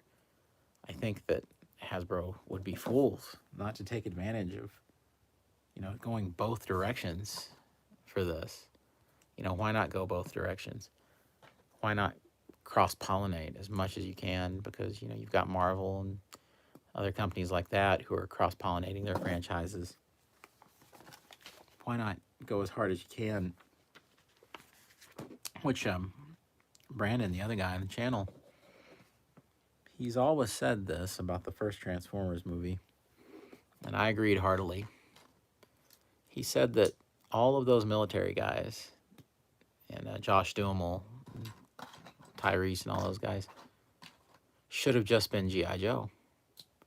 Do a slight tweak, you know, and rename some of them to some of the G.I. Joe characters. It would have fit very, very, very well, and you could have went from there, and that would have been huge for people to have been like, oh yeah, it's those military guys from Transformers. And sure, it would have linked the brands in a way that maybe wasn't entirely true to the mythos, but it would have been the best way to have simultaneously introduced G.I. Joe organically to the public It's a shame they didn't do it. Absolute shame. That could have been huge. You could have had G.I. Joe figures on the shelf at the same time, which were tie-ins to the movie. And that would have been, I think people would have loved it. Because honestly, they're the action heroes of the movie, even more so than the Transformers themselves, for better or worse. They spend a tremendous amount of time. Oh yeah, that's I guess it would create some confusion.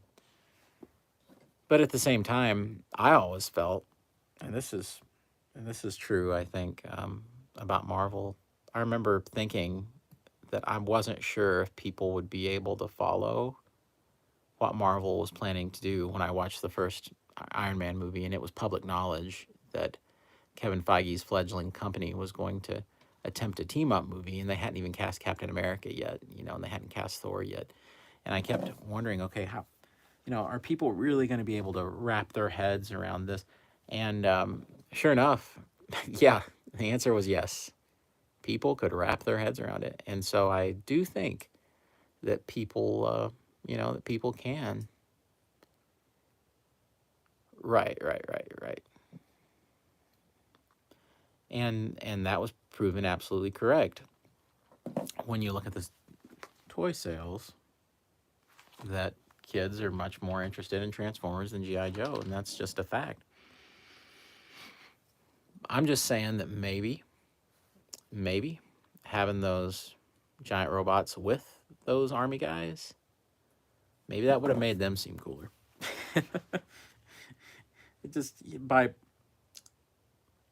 Just within proximity of them, right? Just get them in there and say, okay, maybe this.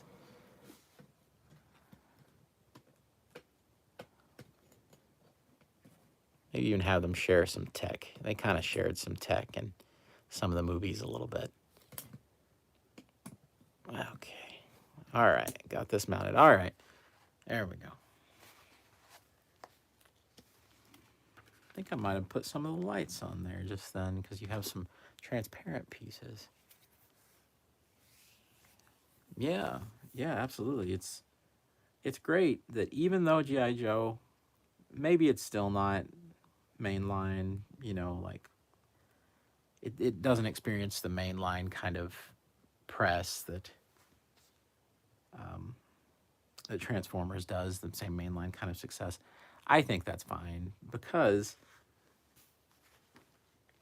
it's experiencing such a resurgence in the collector's circles. And honestly, right now, that's all it needs to do. Even it just needs to be rehabilitated to get big again, and then maybe try another movie or something one of these days. Might be a little foolish to attempt it right now. Might be really foolish to attempt it right now. Brand is kind of in a vulnerable place. It's not in terms of a movie, it's not in the best, good graces right now, so. I've never seen anything like this in a Lego book before, ever. Yeah, this is a new one.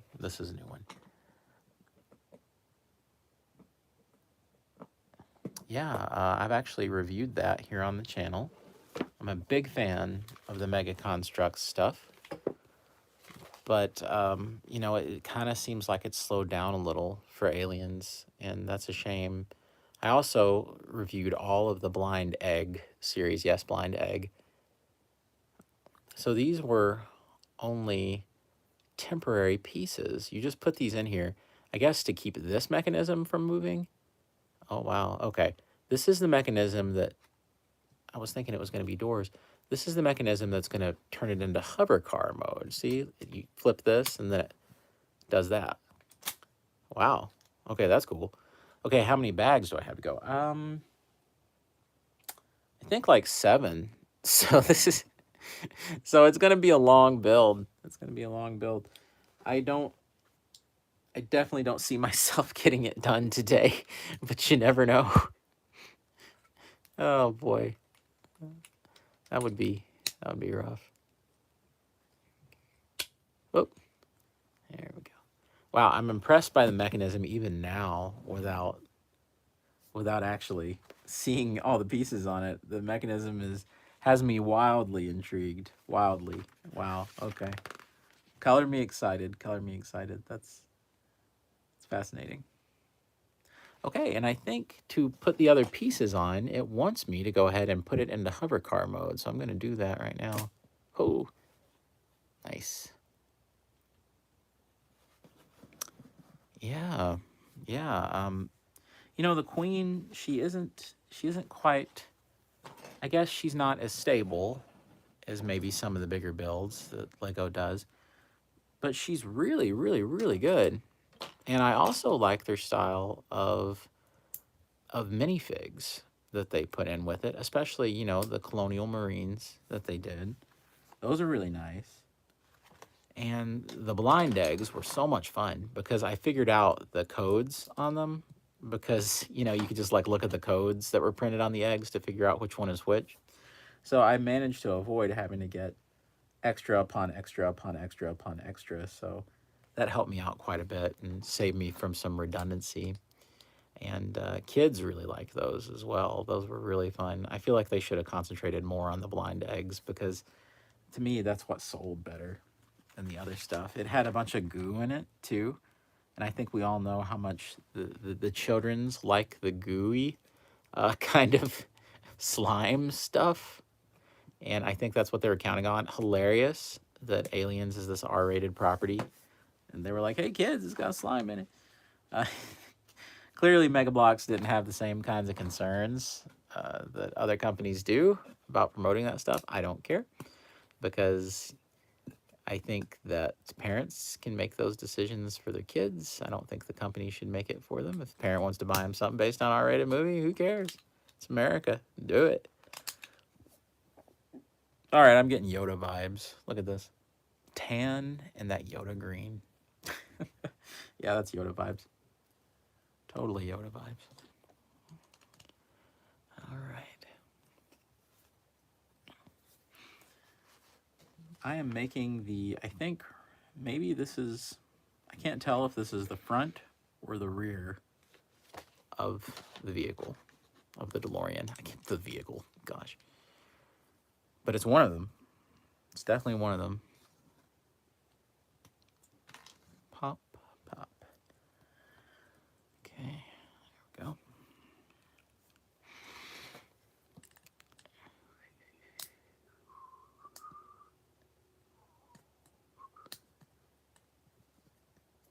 There we go.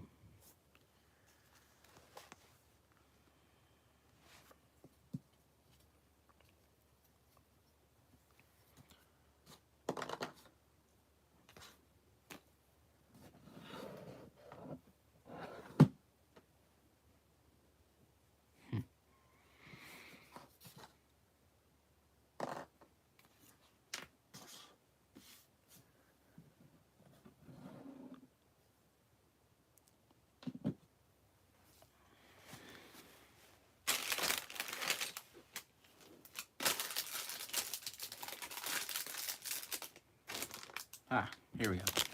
I thought I'd lost a piece. Look at that. A transparent brick in the bottom of a transparent plastic bag. No wonder I didn't see it.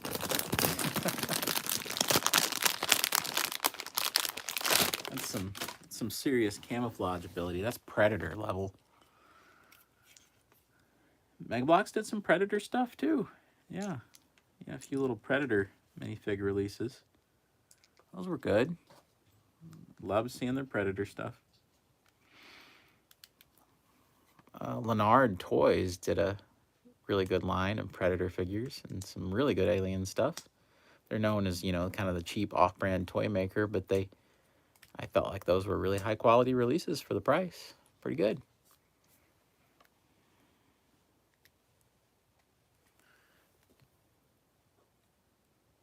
Oh, yeah. You know, I've been curious about Hiya Toys. I've not dipped my toe in, But GameStop carries some Hiya Toys releases. So that's a rare case of someone actually carrying. I guess there's some U.S. distribution for that. There's some importing going on. So, but that's a rare case of, actually being able to find that kind of thing at a mainline retailer like that in the U.S. All right. So I'm supposed to connect this somehow or another. Did I miss something? Let's see. Okay.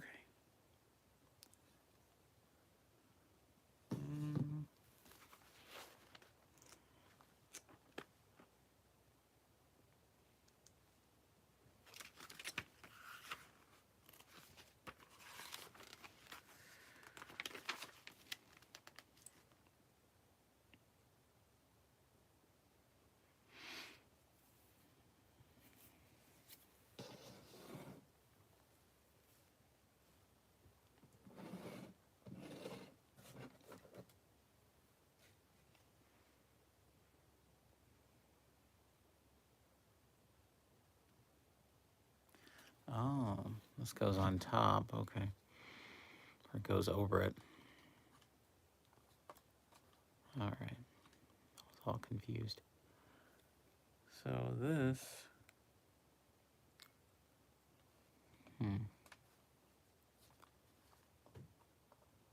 I see.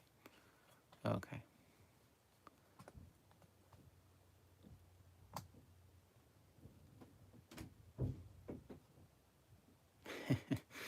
Yeah, Hiya has some really nice looking releases. They also did a full-sized APC vehicle for the Colonial Marines, which is insane looking. I mean, I would love to own that thing. I'm all about the vehicles and the play sets with 3 3/4, and something I would definitely love to add to my collection. Not sure if my wallet would love it because it's a very expensive release, but then again, it's a import company releasing a full-scaled, like detailed vehicle for 3 3/4.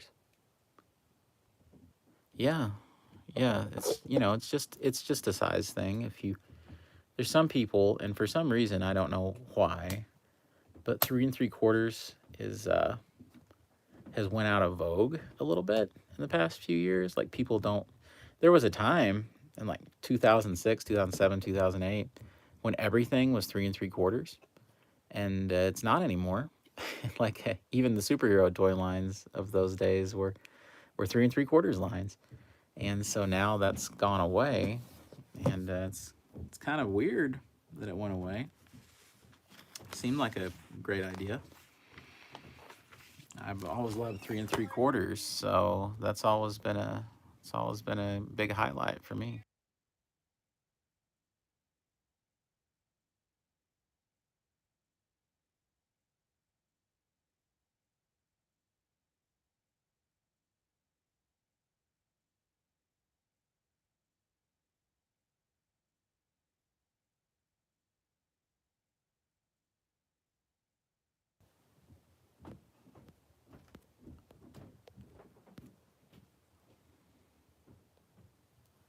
Yeah, there's a lot of different variations that they could do. I have a friend of mine.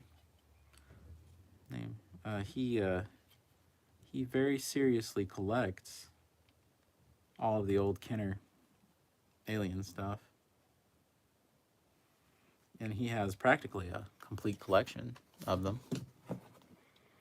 And it's great to see them all carded like that, displayed on his wall. And it has given me, when I've looked at those before, it's given me a little bit of a fever to go in and collect some of those from NECA. Those are great looking releases. It's amazing how much love and care that they put into those releases. Truly something I'd love to get into. Really would.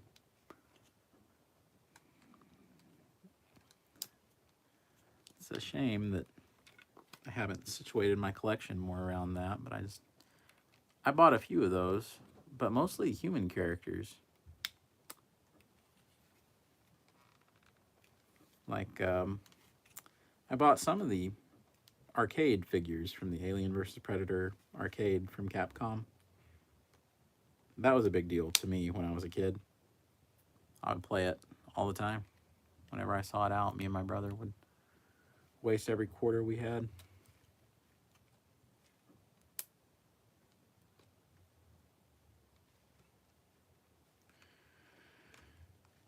All right. I was trying to make sure this was fit on correctly, and I think it is. I don't think it goes on any further than that. I think that's... I might have missed putting a piece on or something. Let's see. What am I missing?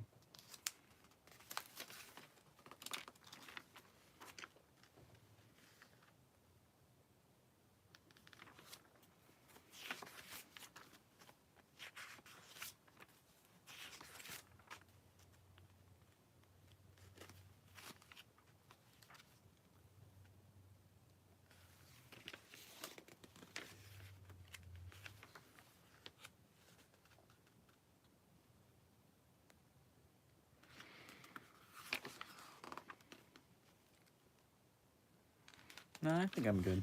I think that's how it goes on. I think I'm just second guessing myself. Some of these diagrams aren't entirely clear, but I never want to go, like super far with something like this until you're 100% sure that you're not making some kind of massive mistake that you're going to have to disassemble it and then redo the thing. That's not. I don't think that would be prudent at all. So yeah, just checking and making sure. It's because you do not want a bad situation cropping up later.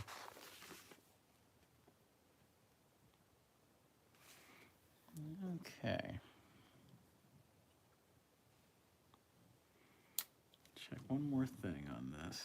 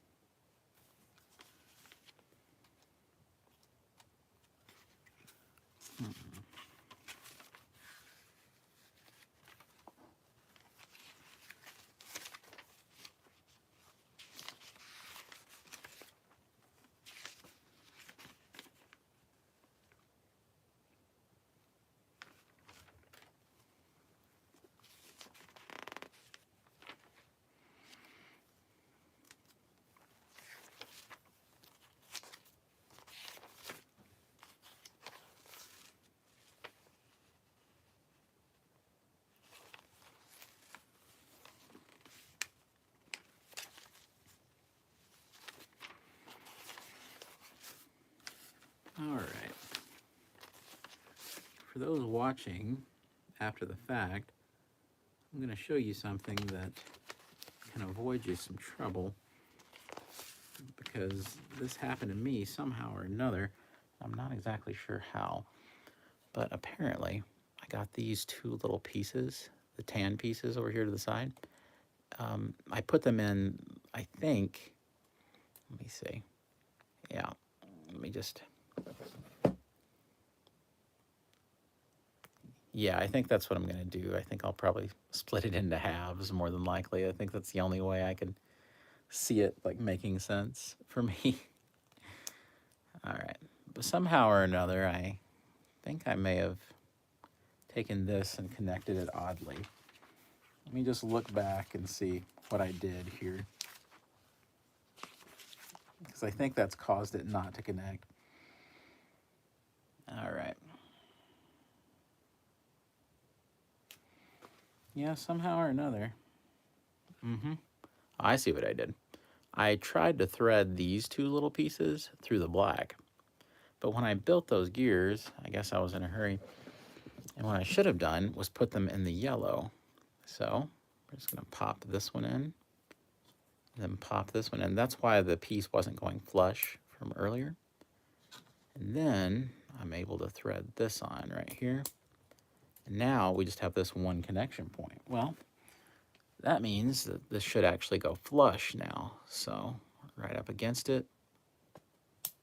And there we go. So that solves that problem. All of that wondering for that one kind of little inconvenience there, but that's okay. That's part of the process. It's when you build live, things like that are bound to happen. Bound to happen. And Doc back there is looking on disapprovingly. He's not very pleased with what happened. I told you, Marty, not to let him work on the DeLorean. He's tearing it apart. Great Scott. All right. And I just want to show you the bounty, and I mean the absolute bounty of extra pieces that we got from bag number 3. Look at that. Wow. Lego City mock building, here I come. All right. So next up, we're going to bag number 4. And just as you had previously said, I think my goal is to do about half. So we got bag 4 here. Bag 4 actually comes in 2 bags. It looks like a whole lot more of the interior stuff. Now, if I had to guess, we're going to start getting more into the exterior probably after bag number 4. But I would say that bag number 4, and here's our little one here, is going to finish off quite a bit of the interior workings of the thing, I think. And we also get a little bag number 4. At least there it is. There's this. More of our pieces. Now, so far, as I've said earlier,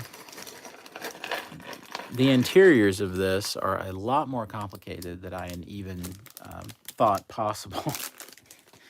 And maybe I just forgot how complex the interiors of the Batmobile were.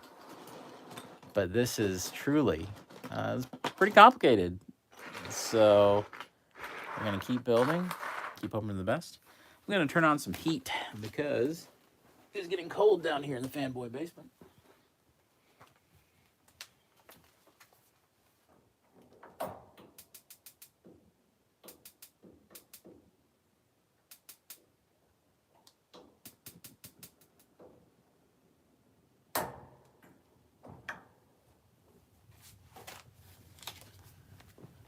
That's better. Oh, okay. Onward. This is definitely a weekend project. Just so happens I'm on vacation, so it works out well for me.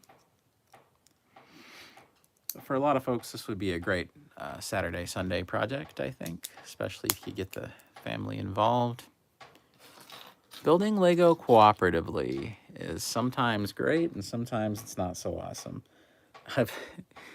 This is not something to where one person could build one thing while you build another.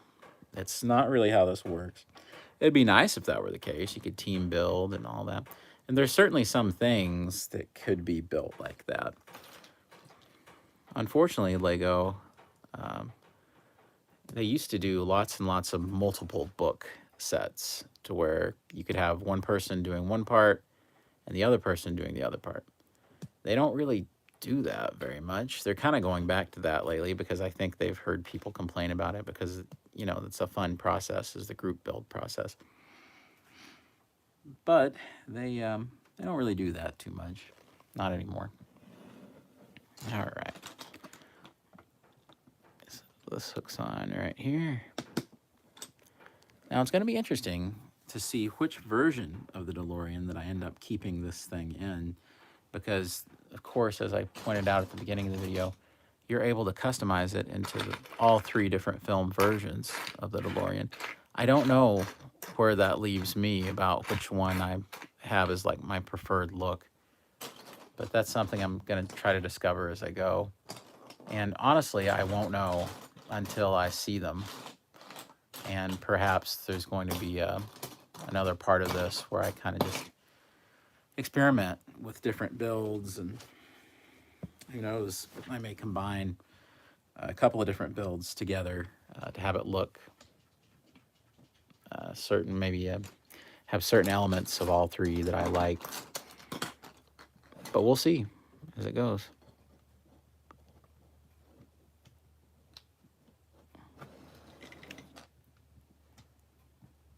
There we go.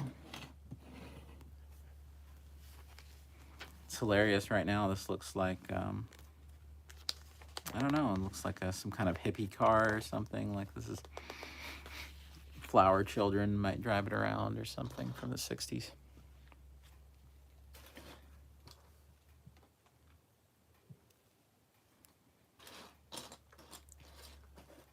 I can already tell this is going to be hard to sort through the huge amount of pieces. Yeah, every now and then, especially with sets that where you're building like a terrain of some sort or like a house or something, Lego, they would give out, you get multi-books, and you could really be building one part while the other person built the other part, and it worked out really well. But unfortunately, the team build aspect, they've really gotten away from. And it wasn't a perfect system. Like, you would run into stuff where you would have to wait on your buddy for a while because they were building a part of it. And then they would finally get done, and then you had to build your part. And then, so it wasn't like a seamless thing, and it wasn't even something that they advertised. It wasn't even something like, oh, we grab a friend or something. It was just kind of implied that you could do it. And me and Brandon, my best friend from the channel here, there were times at that time we had a lot more leisure time and didn't really have the careers we do now. So we were trying to team build a lot, and it worked out pretty well. We had a lot of fun team builds that we did. We did the Ghostbusters Firehouse like that. We marathon through it. I think we got that built pretty much in a day. I think I did a few things to finish it up at the very end, maybe after he had to go. But pretty much built it in a day. And that's a massive, massive build. So that's no small thing, getting that built in a day. It was crazy. But we pushed it. We really wanted to see it built. And we were so hyped about Ghostbusters. And I still have the firehouse sitting in my display right now, so. Friends, I'm sorry about the sound of the heater, the fan on the heater, but it wouldn't make for a very good YouTube channel if I froze to death down here building this. So it's just going to be the way it is. In a non-live video, I make sure that the fan is off.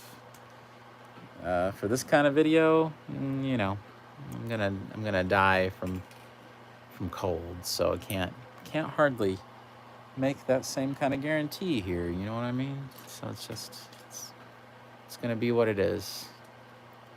Just let the hum of the heater just put you to sleep, much like I'm sure I am. There was this guy. He built this Lego set for hours. I watched it.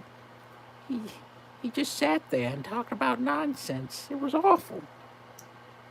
After that, I went back to watching Mr. Beast. At least he knows how to keep you entertained.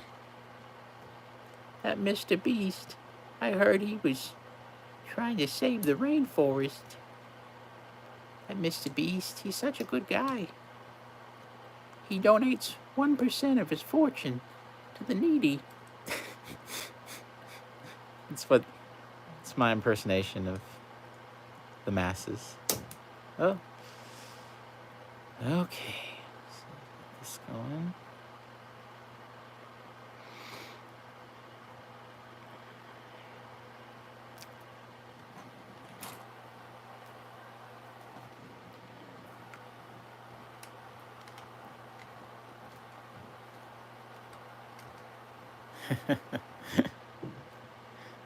Lost. All right. There we go. It's kind of funny to start to see the shape the car, you have the back of the DeLorean that kind of hikes up and slopes, and then I'm assuming this is the front now that I can kind of see it all together. So it's kind of funny to see the internals start to sort of mirror what we're used to seeing from the DeLorean. Not, it's definitely going to be a while before it looks. Well, honestly, it makes the build a lot more exciting when you start seeing when it becomes a little more apparent what the overall shape is. Before that, you've got a little bit of drudgery. You know, you gotta get through some internals. Of course, for me, it's starting to get to that fun time when you're gonna see an intersection between that kind of internal part and the external part, and that's going to be really fun to see it come together. That's always one of my favorite parts of one of these builds. See it come together and kind of mesh and become what it's supposed to be. All right. Whoops, I ran over Doc and Marty. This must be the bad timeline where they get killed by their own DeLorean. What is it that Doc Brown is afraid of in the original movie? The Iranians? Is that it? The Iranian terrorists that's trying to kill him? You know, I sort of was. I didn't read it, but the figure Gigawatt, that looked pretty cool. I had a really hard time finding one, and by the time I could, a lot of my initial enthusiasm for getting one had kind of evaporated. Something tells me I'm going to wish I had one of these days, but... Did you read that? Because it seemed like a good idea. It seemed like a pretty natural fit. Transformers has so many elements of time travel in it that seems like something that just is a logical next step.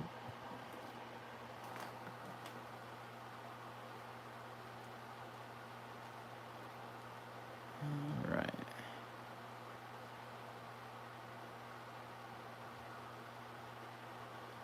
Okay.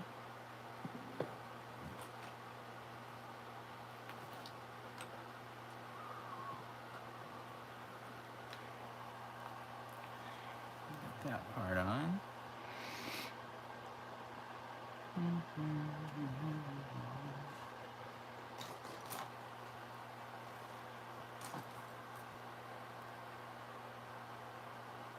Yeah, that's a really good point, actually.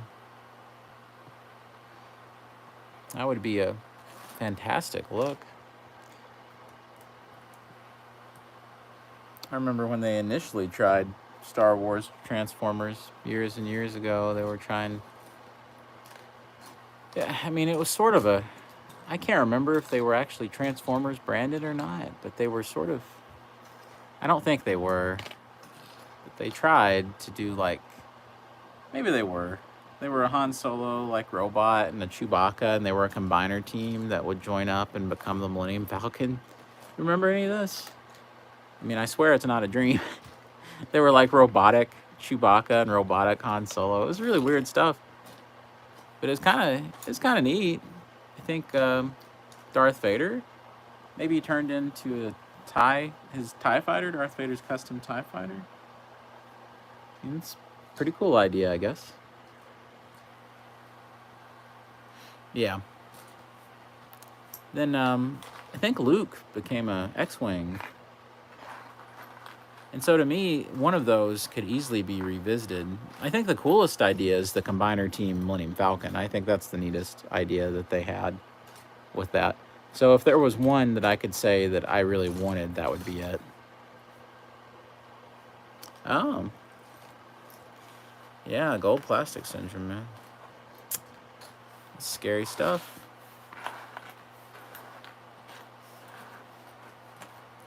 Have they ever really truly fixed that?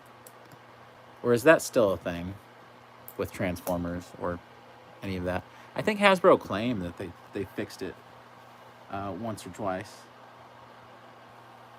but I'm not sure if they ever actually did, because I think people still reported things having the problem.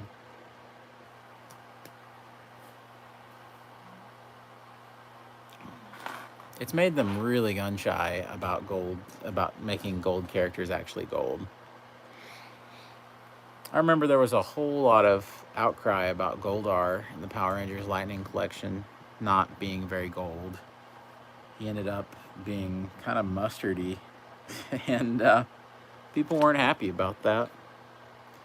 At the same time, I think people need to understand that they're pretty gun shy about using that plastic after so many years of seeing it degrade and people having problems and being upset and just all kinds of issues, you know? Oh. Oh, gee. And the plastic was black. Jeez. What are we coming to? That's a... Yep. GPS. It don't just mean global positioning system. Oh, wow. Maybe that was like a fluke, like a one-off. Maybe it's pretty well handled. I mean, you hope it is, anyway. Because that's the last thing that people want to deal with. Especially with all these rising prices and just how the general state of the industry, that's the last thing you want to hear, is that your stuff is literally exploding. What was it? In one of the box sets for Titan's Return, they did Metal Hawk. And he had, I think, some pretty gold plastic, but I don't think I ever had any problems with Metal Hawk. So I'm hoping that he's okay. Maybe that shows that they fixed it at least somewhat.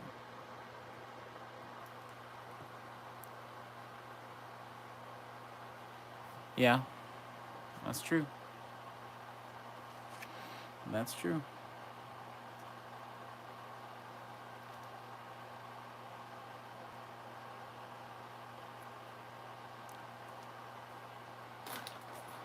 Maybe just isolated cases where a plastic batch was mixed incorrectly, or people had a lot of problems with Kingdom Cheetor breaking. I never knew if that was just the first run, or if that was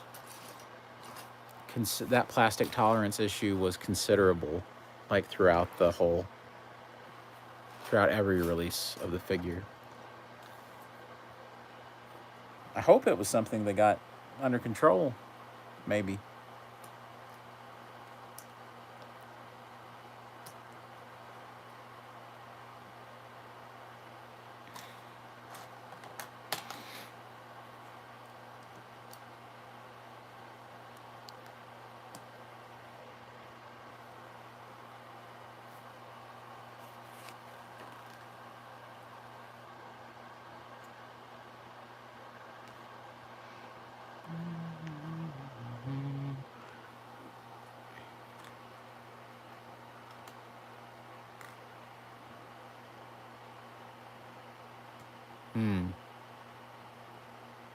And maybe that was the main culprit there.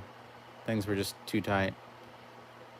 In that case, always a good idea to apply heat to the figure. It's words I practically live by since I collect so many different action figure lines. I keep a backlog in my head of different figures that need to be heated and kind of freed up, so I'll get my water out and then go for it. I was using a heat gun for a few times there. Recently got a heat gun a little while back, and they're neat, but I quickly realized heat guns were pretty dangerous when it come to accidentally overheating something. You could easily melt your figure, like really, really easy. And before you know it, it was absolutely dripping. Huh. Wow. That's something in the regular action figure world that we just sort of, it's just a common thing.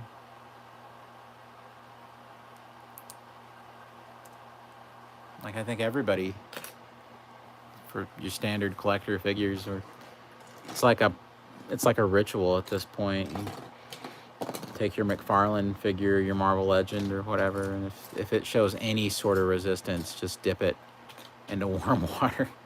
Because if you don't, you'll be sitting there with the pieces held in your hands.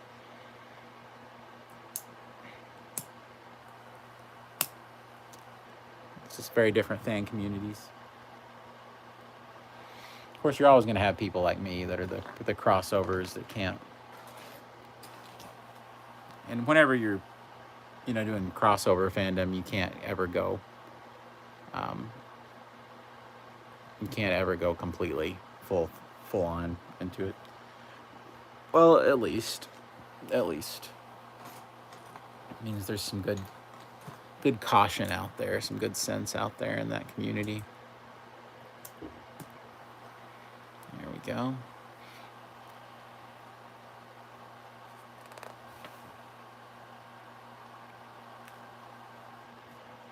You know, there's a lot of drama in the Transformers YouTube community.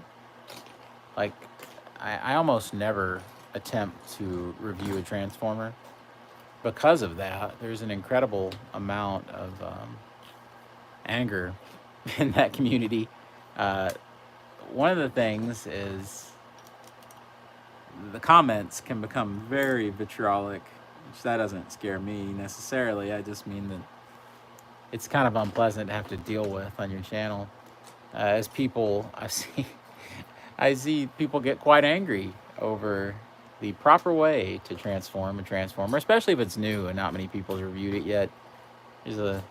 People suffer an incredible amount of criticism on their channels over not putting a certain flap in the right place of something. Like it just, I've seen it get bad. And then there's a whole lot of drama in the community regarding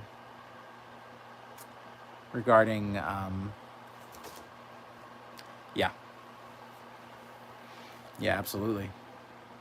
There's an incredible amount of drama in the community over people who review them early, and people aren't real happy about that because the only way that some of these guys are reviewing it early is they have like a hookup.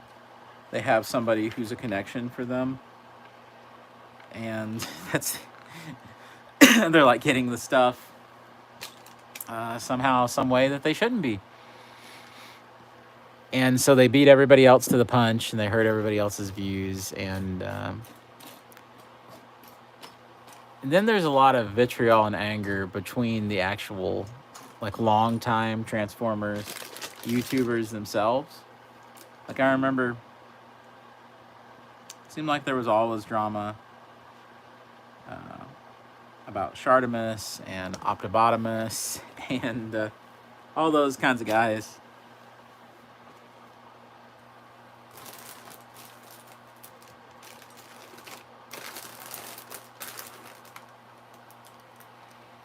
And then there's, what's the other guy's name? Poe? Poe? I don't know how to pronounce it, but he's been doing it for years and years, and I think he's kind of, I don't know if he stepped back a little or if he's still a thing. I don't know. There's always something. All right. Now I'm wondering if I'm missing some pieces. Maybe I put a piece in the wrong place here. Give me a second, guys. Let's see. Where did I put this thing? Did I do something crazy? Maybe I did. Let's see.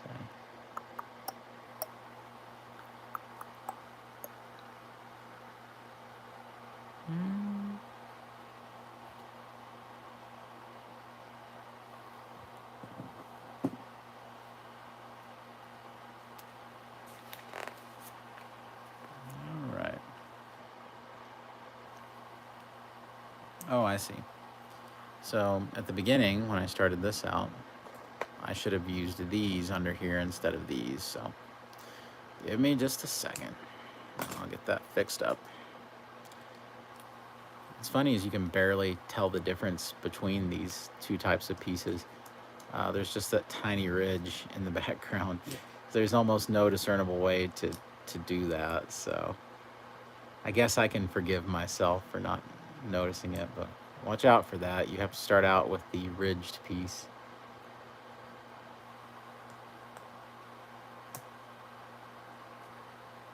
Yeah. Yeah, that's true.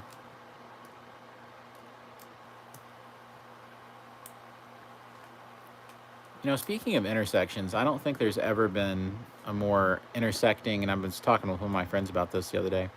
I don't think there's ever been more of an intersection than this. I don't know if you follow He-Man at all or Masters of the Universe, but they did that toy line, Mattel did, of the Masters of the Universe of Eternia, and it's where they combine He-Man and the wrestling. Sorry, WWE Eternia is what I should have said earlier. And so they did this release of Sergeant Slaughter, who was an actual, WWF wrestler back in the day. And it's one of my favorites still. But he was also licensed out for G.I. Joe. So he was a G.I. Joe. And then he was also, for this line, turned into a He-Man style figure using those parts. So you had this one figure that the He-Man, G.I. Joe, and Masters of the Universe collecting communities wanted a hold of. And they did not make enough. If they were smart, they would have just done cases of them.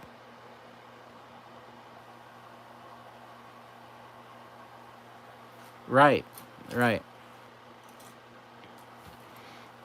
Honestly, I'm not one of these guys that wishes bad things on other YouTubers, or I don't do any drama or anything like that. But I really do wish that they would crack down on some of these guys. They've been exceedingly patient. And I think everybody knows the one I'm talking about. A certain British fella, we'll put it like that, who is constantly reviewing this stuff before Hasbro can even reveal it. And if I were them, I would be incredibly frustrated with a clear lack of security in one of their factories. I don't know how this little guy does it or what, but I think it's time to put the kibosh on some of his reviews. They could easily copyright claim his videos and his channel. They're too nice to do that. But they should try dealing with Mattel. All right, Mattel will absolutely lay the smackdown on you, because they will, if you even show something that they haven't revealed yet, if you show a leaked picture of something they haven't personally revealed yet, that British man already reviewed it. That's good. They will copyright claim your channel. They'll do it. They're absolute savages. They do not care. They will happily copyright claim, lay a claim on your channel. Yeah, I guess that Hasbro just thinks, okay, it's not a big deal. But I would, if I were on the brand team, I would be very frustrated that he's already doing it. So I don't know what the solution is necessarily, but I'm telling you, he's lucky that he's not having to deal with what I've had to deal with and what Jurassic Park fans have had to deal with. Because, oh my God, they've been going, Mattel, just for fans showing pictures of things people were able to find in a store early. They went after these channels, and they're crazy. So he doesn't know how lucky he is that he's dealing with a company that isn't cutthroat. Mattel copyright claimed one of my videos.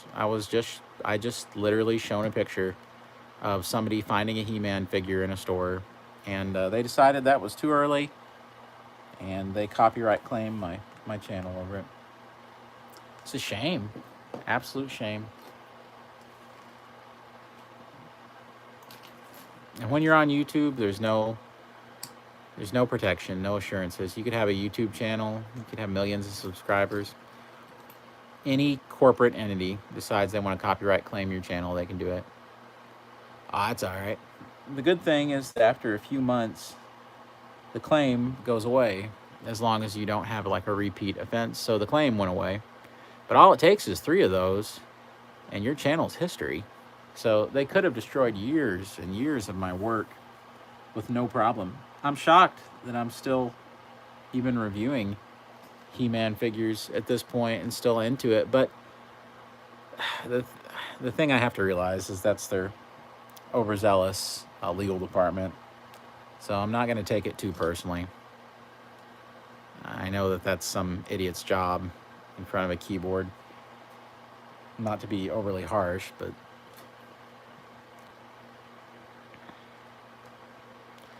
I decided I wasn't going to let that ruin my enjoyment. I could be bitter or whatever. I tried contacting them, nothing. I'm not one of the big guns, though.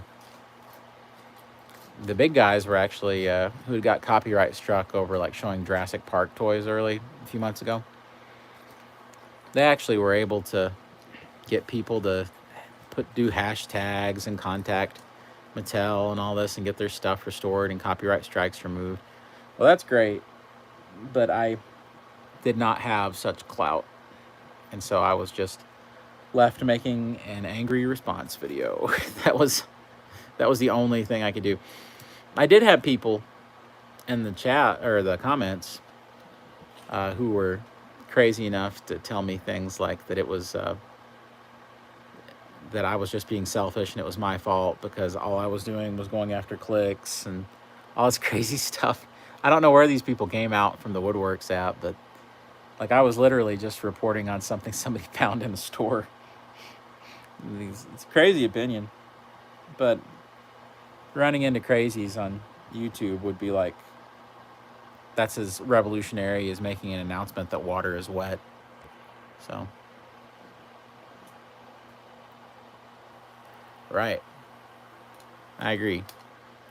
You can't blame them because clearly it's some guy at the factory that's making a buck by getting these into a pipeline to his buddy or whatever. And I think that that's what's going on. I think that he's got a friend that works at a certain factory, and that's, at least I think that's what's happening. I mean, what else could it be?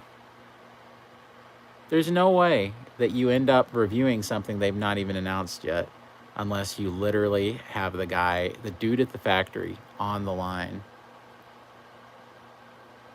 Right. That would just be them actually giving in and kind of letting him control what they do. I know that he's making a fortune doing these reviews like this because everybody's going to watch them. Heck, I've watched a bunch of them.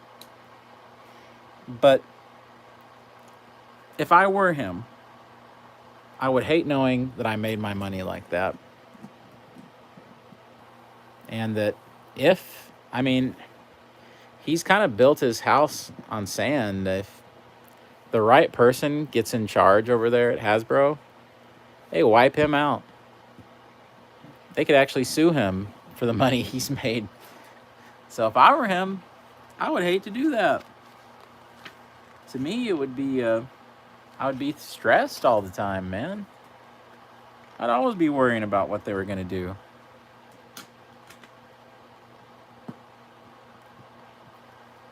Kind of like used to in the early days of my channel.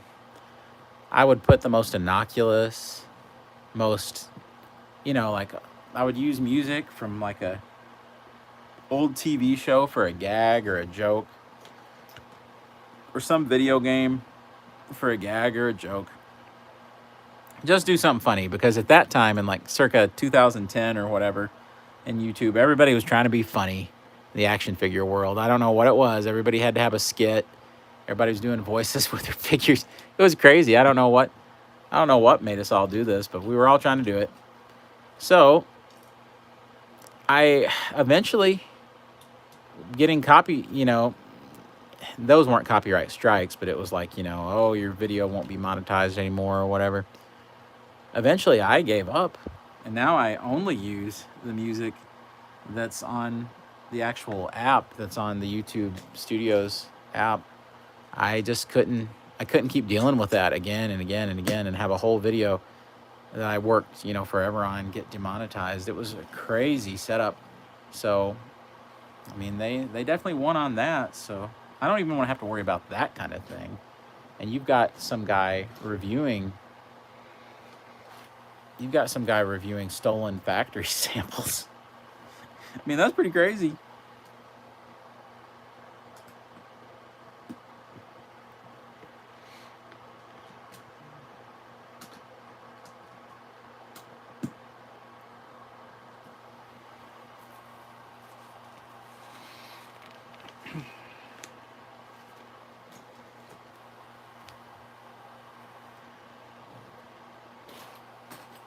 Of course, it'll be jokes on us if we find out that he just works for Hasbro, and it was just their way of like covertly announcing stuff and showing early looks to the fans. They just pretended for years and years. Right. Let's see. We're still making that shape of the back of the DeLorean there. It's funny to see out of nothing how this is just, we're getting the silhouette now of the DeLorean. Right. Yeah, I've learned a long time ago that factory paint jobs are just that, factory paint jobs. And it's true that what he may be working with is a pre-production sample. And we know that Hasbro does correct things. Recently, they've been correcting things with their Power Rangers Lightning Collection releases. So you'll see early releases with problems that came out overseas. By the time they get over here, the corrections were made. So what he's doing is giving kind of an inaccurate look, or not one that you can necessarily trust, as final production. And that's, if you want to watch them, that's fine, but probably bear that in mind.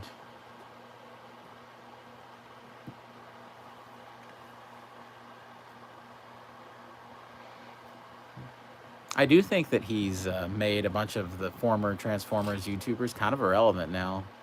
And I know that they're probably losing it over their amount of profits they used to get from Transformers reviews. Now this kid has reviewed it like 2 months earlier than they can. 3 months earlier sometimes. And he's definitely, and you know what? From what I've seen of some of these guys, I don't want to say they deserved it, but some of their behavior and their diva attitudes, it is a little funny, I have to admit, to see them kind of get a little hoisted by their own petard. Right. There was a time when it was a big, big deal. It really was. It was like a huge deal. There was guys, they were coming out of the woodworks, man. They were reviewing all this stuff, and this whole channel, Oh, yeah. For a little while, there was a massive fascination with it. I'll tell you, it makes me wonder if when they cut down on what videos that were being suggested to kids, if a whole lot of that traffic, a whole lot of that view traffic wasn't from children. And if it was, then I never wanted that money anyway. And that was unfortunately the greed of Google that ignored the law and had those kids watching those videos because they were suggesting it to them. If that's the case, then no thanks. I don't care about any of that. I run an adult collector channel. This isn't, I'm not looking to peddle my reviews to some kid that can watch it or whatever. people who think toys are just for kids now, they haven't been paying any attention to the direction that pop culture's been going in for the past forever. So it's just kind of funny.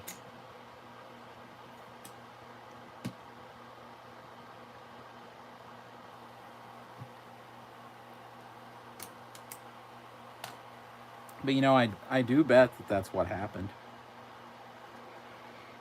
I bet that a lot of those guys, their videos were getting constantly in the algorithm plugged to kids. And as soon as that dried up and YouTube fixed that, or they were required to fix it by the FCC, then their money dried up.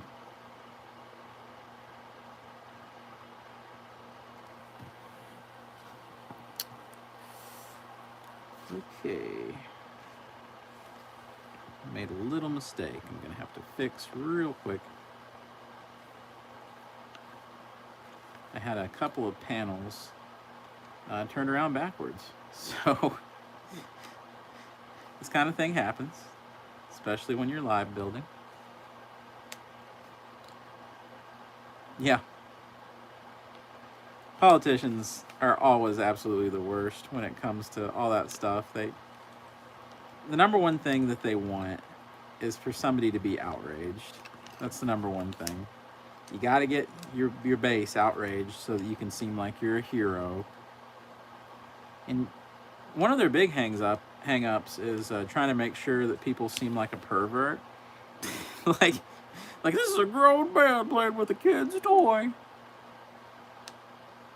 And you're thinking, okay, all right, sure. But this hobby has morphed. It is no longer what it was. This hobby is now a full-blown enterprise aimed more so at adults than it ever was at kids. Or at least parts of the hobby. I mean, you know, obviously there's still kid-aimed toy lines or whatever. But a massive amount of this hobby now is aimed towards adults, and when people understand that, then they'll be more understanding for the whole thing. That's right. I still remember those clips of Joe Lieberman, the senator from the early 90s, talking about how Night Trap was the most vile video game he'd ever seen in his life. I'd like for Joe to play some of the video games there are now and see how he feels. It's always got to be, oh, shame on... Okay, whatever.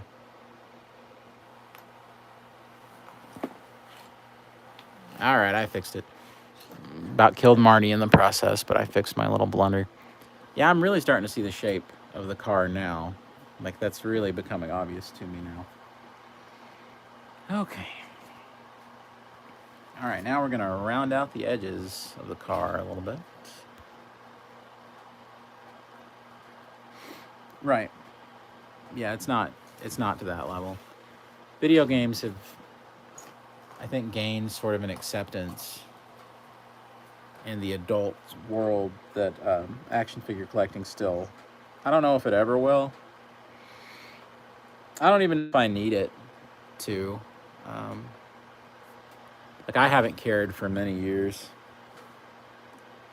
Like, if somebody thinks I'm into a childish hobby, anybody that like actually knows me knows that this is what I do. Like, it's the thing that I love. So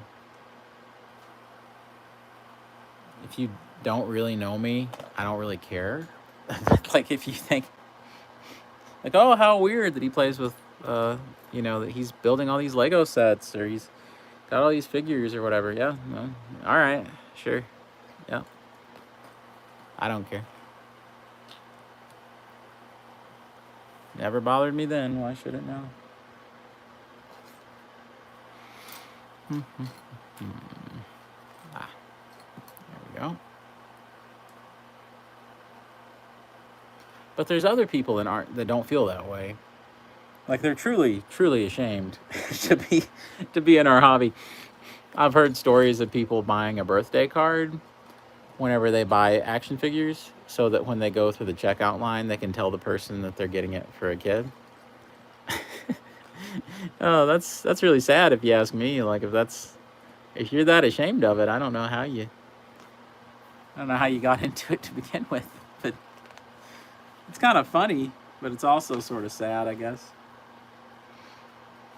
I mean, if it's that big of a hang up, man, I don't even know. Correct. There's something about like if it can't move and it can't be posed, like that helps a lot. I have no idea what that's about. Like if you can't pose it, if you can't move the thing, I have no idea what that means or what that says about our society. But they're like, oh yeah, well it's a collectible. All right. So my ability to reposition it, like that makes it a child's toy, though. I see. And then there's the guys who collect the hot toys, which I've tried to collect, but I'm not rich enough to collect hot toys. 6 scale figures, and they have rooted hair, right? They have yes, we do. And to me, the anytime you like have something that has rooted hair, that's a doll. Like to not to me, but I mean to from my view about how people are seeing it, to them, that is considered a doll. It wouldn't matter how expensive it was. It wouldn't matter how much it's aimed at you or whatever. It's a doll. But to me, that's funny anyway, because I grew up in a household where my mom was an avid Barbie collector. So that don't faze me. It's definitely who I get my collecting from. So she's always like understood what I was doing and why I was doing it. Oh, I'll tell you what, Marty and Doc have suffered so much while I built this. I've killed them on many different occasions. I think they're going back in the DeLorean and preventing their own deaths. Good for them. Sounds like a Hail Mary if I've ever heard one. That should be the setup for Back to the Future 4, a sequel that we don't need, but still.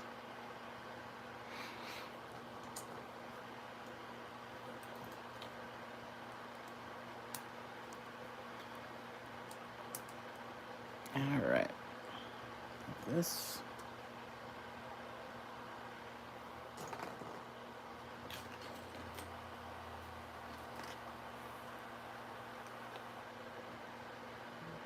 I don't know if we're doing the front bumper on something or the back, but it's definitely a long rectangular piece, so it's very possible that's what we're looking at. Well, I think I used to feel that way, but now that I'm in my mid-30s, kind of dissipated. Like I used to be all kind of hung up about it, or when I was in college, I probably would have felt that way. But now I'm like talking to people. I'm like, yeah, I have a YouTube channel. I review action figures. I love all that stuff. And as you get older, some of that kind of just goes away. I think people are just more interested in just hearing something different. I think people are so bored with people's mundane day-to-day lives. When they hear something even a little different, they just light up like a firework. But it's all about your crowd, who you hang out with. Of course, me and Brandon, of course we were in school together. We kind of normalized it, I think, with each other to the point to where everybody, the anime stuff, it carries a different stigma, doesn't it? It really does. My wife's more of an anime person than I am. So, I've ordered her quite a few of those collectibles. The SH Figure Arts Sailor Moon figures. you know, that's her big thing is Sailor Moon and Cowboy Bebop and things like that. And she likes Sword Art Online. That's a good show most of the time. Okay, yeah, I was definitely doing the um, back fender or whatever. I don't know car things. All right, so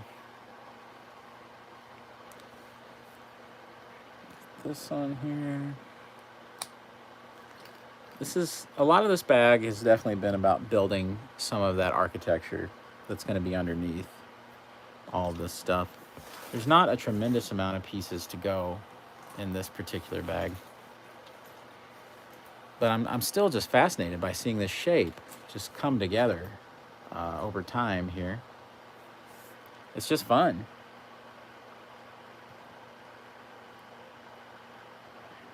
I always feel, and I don't know if this is true or not. Um, well, I think I will be after the next bag. I always feel like I'm kind of slow putting Lego sets together, but I think part of that is just trying to get it right so I don't have to go back and correct some stuff later and things, but part of it is choosing to live stream while I'm doing it, I think, and having conversations. It makes it a lot more fun, a lot more interesting. There's It kind of can become a miserable thing if you put yourself in, and isolate yourself and just do it on your own. It's kind of become monotonous a little quicker. This way, you kind of have a little more oomph to it. I think there's a little more dynamism to it, and it's not a hobby that really many others in my family share. So for me, just it's kind of my own thing. Don't have any children as of now, so that's the kind of thing that if I do, I think it'll become we're doing it. We're kind of building the stuff together. Probably that's probably the hobby will morph quite a bit into me doing more of the kids sets and enjoying it through the kids. But that's you circle of life or whatever. So oh, there we go. Getting a little bit more of the side built into there. Very nice. All right, now the same for the other side. Now, let's see what we got here.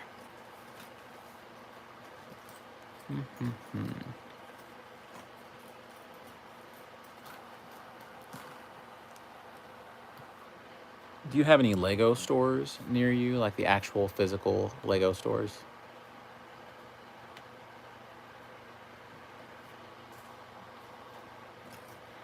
'Cause I do not.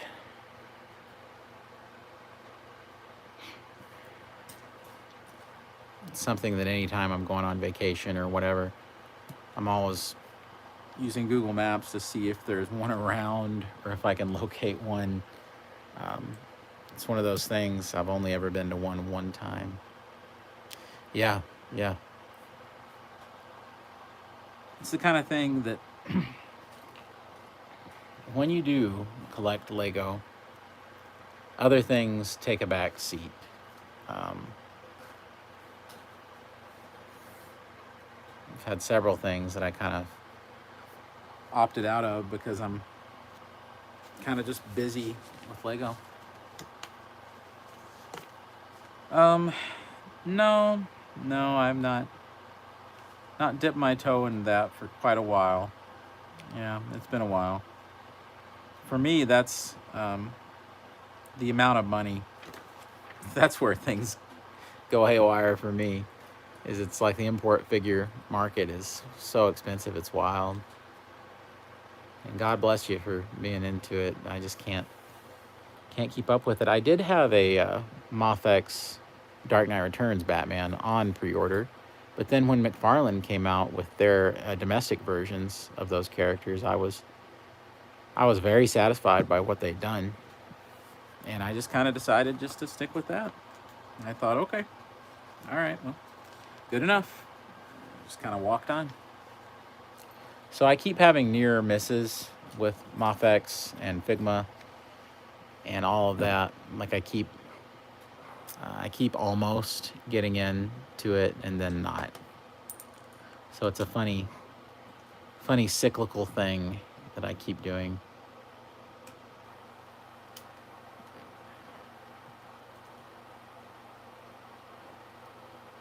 Well, this is interesting. Actually taking angular pieces and putting them under this. Well, you know, I think with McFarlane, there's hits and misses. With their latest stuff, I really like the Red Robin they've shown off. Yeah. Dragon Joker is a little weird for me. It's a cool idea. It really is. And it's an especially neat idea just like artistically. But I don't know how I would reconcile such a thing like with the rest of my collection. I don't know. Here's the thing about McFarlane is you can get in trouble quick with them. Because honestly, they're some of the very cheapest, best deals on the market. Like, people complain constantly about different things with their paint. Yeah, they have some bad quality control problems, but they are ridiculously cheap. For $20, you get like a 7-inch figure. That's crazy. All right, like nobody else is offering that. Not really. Not at the level that they're going. Like they're going hard. So there's your answer about why it is the price it is, because of the quality stuff. But at the same time, you can be buying these things for $40. You get like a giant clay face or whatever. And then before you know it, you have absolutely run out of space for the things. Right now, I have so many of them that, and because they were a good deal, that they're just starting to take over.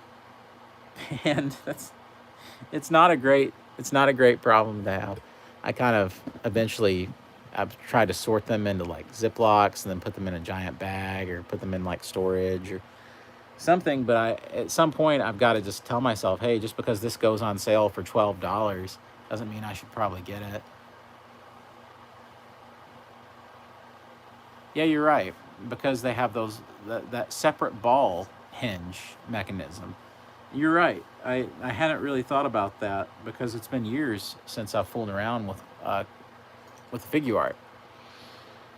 But yeah, that is it, like to a T. But Todd, I don't know how he's done it. He's found some way to make these for super cheap, and I don't know what the deal is. I don't know how he's doing it. I don't know how he's turning a profit. There's something that I'm not getting about the whole deal. I was shocked when it turned out that Todd McFarlane was this dynamo of getting this stuff done for cheap. I don't know how that became a thing, but it did. I actually assumed all the prices would be like skyrocketing after Mattel lost it and it was Todd. But it turned out Mattel losing that license was a really, really, really good thing. Spin Master has done a much better job than Mattel ever did about doing kids' Batman figures. And I review a lot of those here on the channel. I actually really like those. And they're really fun to collect and affordable. And Todd does it's not even funny how much better his figures are than what Mattel was putting out in that last year or two. Right, they don't. And I'll tell you, one thing, I do have one theory about it, is that everybody criticizes Todd, right? Because he puts out all these multiple releases of figures with alternate heads and things. And they're like, why don't you just include the head in there? Well, guys, that's how he's making the money. That's how they're cheap. Right. And, and some of his figures do include the extra hands and the weapon. Like they do. But it's weird. Only certain ones do, and then some don't. And there doesn't appear to be any sort of rhyme or reason to what it is. But the value proposition is so good. You, I can't hardly look a gift horse in the mouth, if that makes any sense. Like, I really can't. I can't look at it and just say, well, this is, it's missing this, this, and this. So I guess I don't really like it that much. Well, I'm getting such a good deal that I can't even worry about it that much. So the value is like huge for me. It's absolutely huge. For $20, you get this massively detailed, really well painted, if you can find a good sample, 7-inch DC figure that actually has really good articulation. Like $20 is unheard of right now in this market, and the price just isn't going up. Now, it's true that his Build-A-Figure versions are $25, but the truth is, I've waited just for like a little while, and those things get clearanced on Amazon. Yeah, you're right. Because there's a floating piece that sits. You know what I'm talking about because we both handled these. That floating piece just sits there, in the bend of the arm between that and the chest, and he does it with practically every one of his releases. So there's definitely a big import figure influence, and you're right to point that out. I hadn't really thought about it like that, but you're right. There's that piece. I remember one of the first times I was really seeing those used a lot was when SH Figure Arts years and years ago started doing Super Sentai and Power Rangers figures, and I started seeing that floating piece used constantly. That just sat there between the arm and the chest.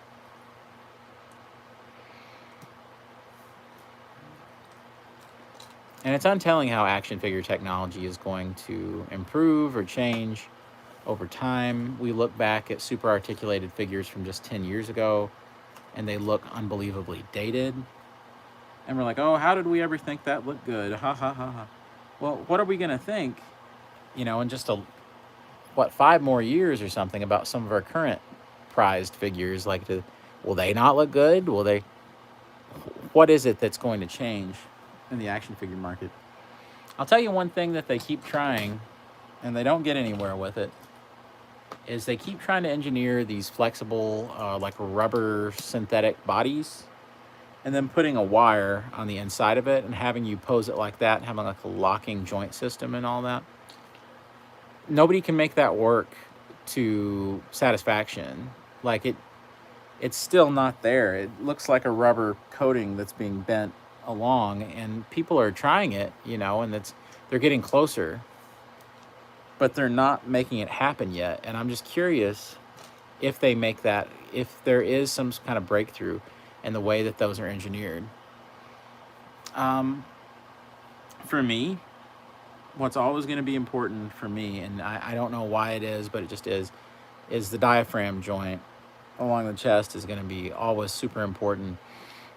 I'm not sure how I always want to see it executed. I'm not sure if that needs to be on a case-by-case basis. And making sure that there's rocker ankles on everything. I think they've done that now, so I think we're good on that. Gee, what else? I mean, you name it.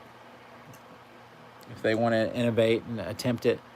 Internal articulation is something that people have wondered about, and I'm not sure if that's ready for prime time. I'm not sure if that's too innovative. That kind of hidden articulation. Hasbro's making a concerted effort to eliminate pins in their articulation, right?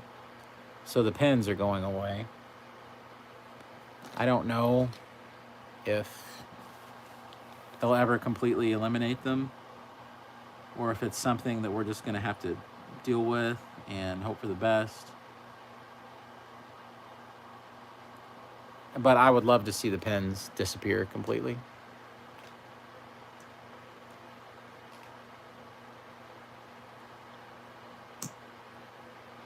It's funny, I look at their most recent releases and the pins are still there, so I don't know though.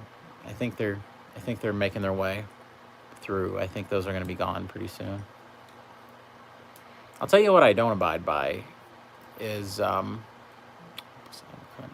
ball joint waist. Oh yeah, you're absolutely right. And they could learn, I think personally, all of the Hasbro figures right now, all of them should be taking a huge amount of influence from some of the G.I. Joe classified articulation, including drop down hips. Drop down hips is something that, unbelievably, on a lot of the Power Rangers releases, hasn't made it into the Power Rangers releases. And if you really want them to get those kinds of poses, then you'll use the G.I. Joe drop down hip method from Classified. And I have no idea why that's not been fully integrated into the Power Rangers bodies at this point. Because it's been around now for years. Hasbro's clearly, they know how to do it. In a way, it almost mirrors that G.I. Joe in the 80s and Real American Hero, the whole selling point was they were more articulated than other action figures at that time. So in a way, G.I. Joe having advanced articulation is a part of the tradition of the brand. And it's something that I would love to see them continually innovate and not just stop at their current articulation level. I would love to see G.I. Joe just keep pushing and see what's possible with expanded articulation options. Like, that would be amazing.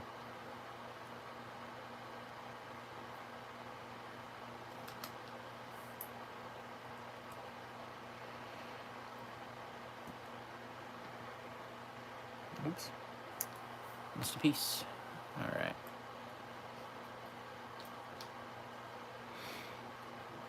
I wonder what their end goal with that is. Do you think it's to give a sense of like specialness to each line and kind of have its own identity? Is that what they're looking to do? Or do you feel that maybe it's just hubris? Is it just laziness?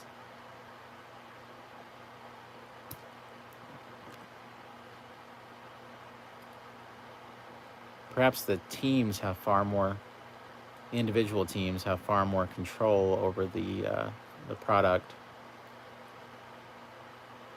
and what they're willing to do and what they're willing to experiment with. I'll tell you, the G.I. Joe fandom was a really peaceful place overall until Classified came out. When Classified came out, and it was, some people liked it like me and some people didn't, it became the most vitriolic, and I kind of retreated from the G.I. Joe fandom quite a bit. When I say that, I just mean interacting with a lot of them. Used to, it was one of probably the most chill fandom you could possibly be in.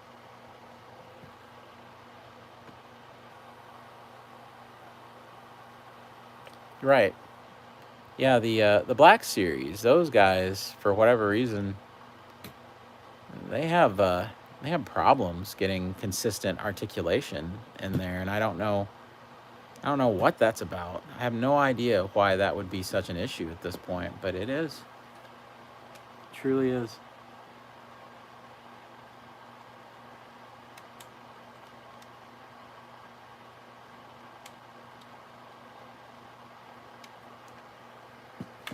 Oops. Got rid of one of my floating stands here. There we go.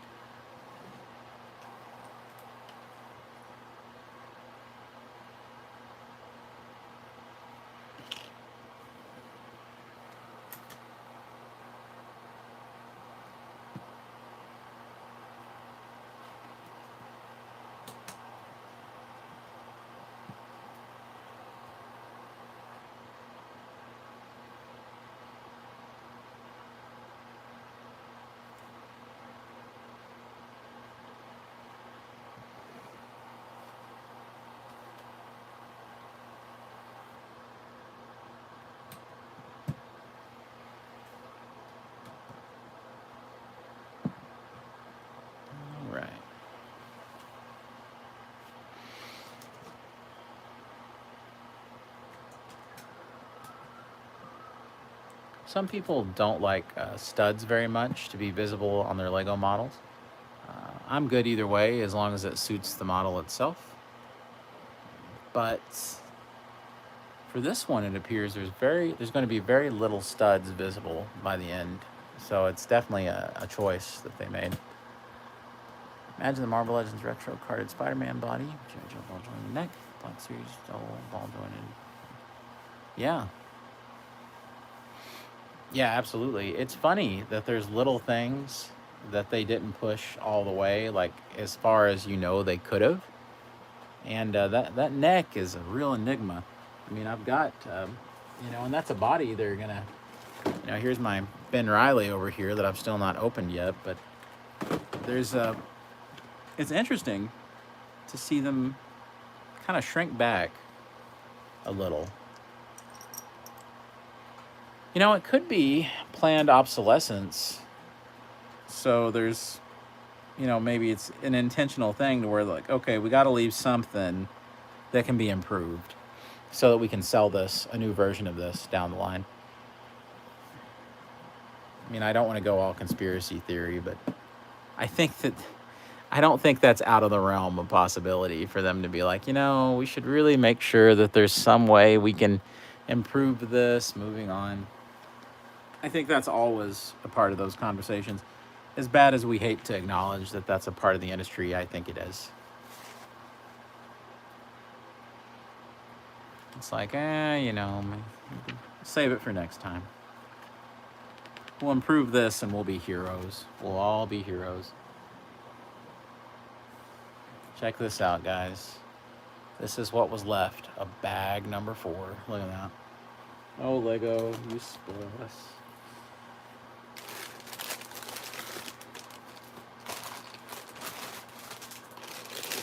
All right, I am doing one more bag. Bag number 5. You can see we have a beautiful multicolored DeLorean frame back there. And yeah, we are going to start doing some forms of exterior detail here for this bag. This will be our last bag of the day. And yeah, let's see what happens. Yep, we got a little bit of exterior going here. I can already tell because we have the DMC plate that goes on the DeLorean. So very exciting. Seeing a lot of gray and some drum lacquered silver right there. Look at that. Shiny, shiny. Good times ahead. Good times ahead. And there's not a tremendous amount of pieces in this bag, so maybe it won't actually take all that long, but we'll see. All right, let's do it. Last bag.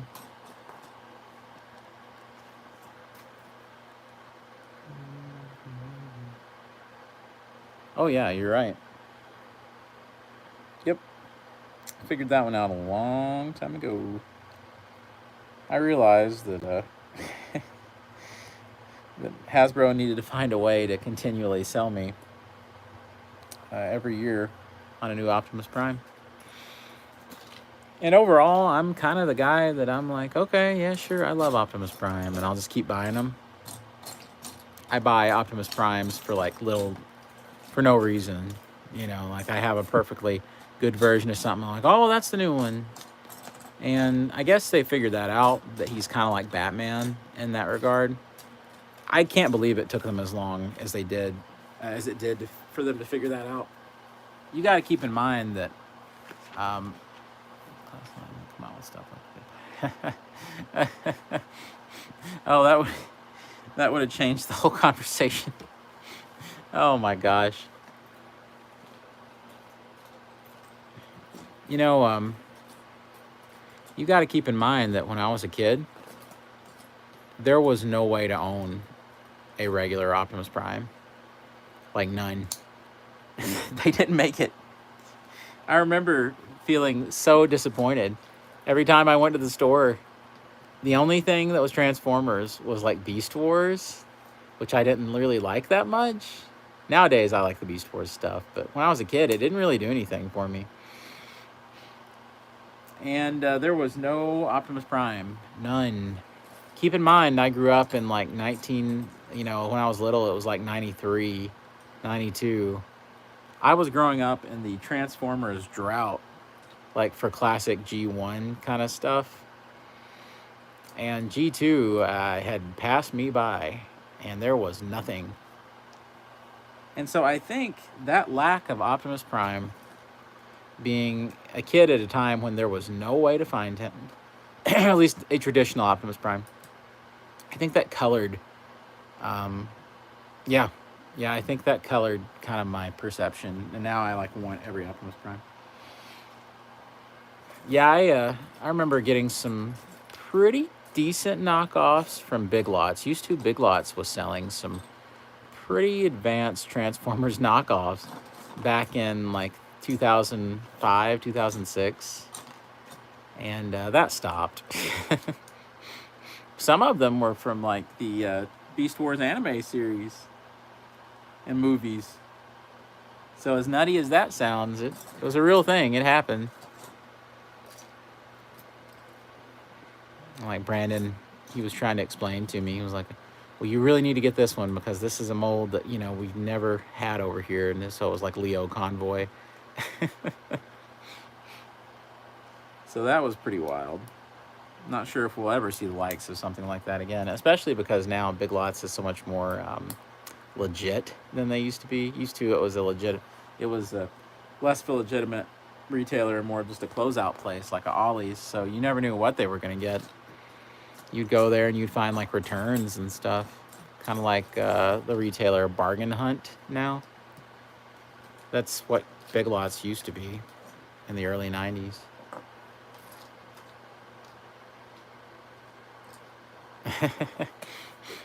Well, Mom, she found me a Transformer at the trade store when I was little. And I remember I played with it all the time. I didn't really know what it was. I just knew it was a wolf. Well, sure enough, years later, I figured out it was Weird Wolf. And had no idea what he was for all those years. As a matter of fact, I'll be honest, I didn't even know if he was a real Transformer. I thought he was like some kind of knockoff or something. Turned out that boy was a headmaster. So, surprise!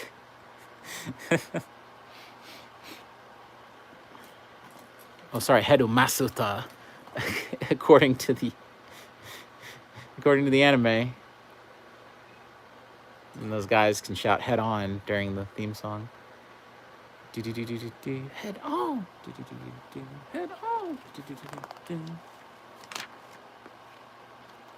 Oh, so the silver part, I guess, is going to be the bumper that we're going to attach to this. Let's see.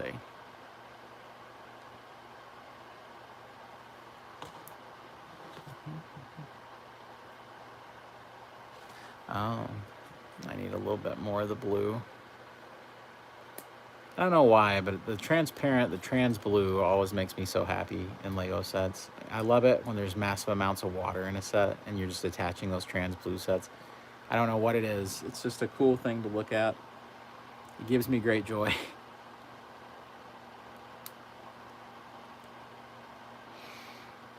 All right, so we are going to attach these silver panels. There's dinosaurs that barely turn into.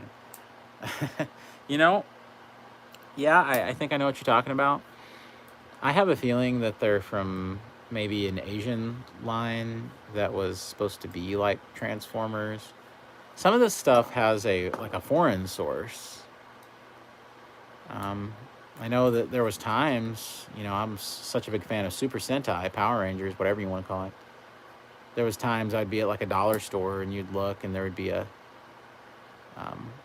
super robot that you knew had to have some lineage with Power Rangers, and sure enough, it would be from a Super Sentai series.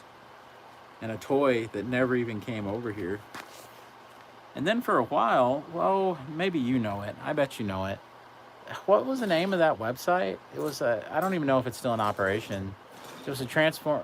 Was it called KO something?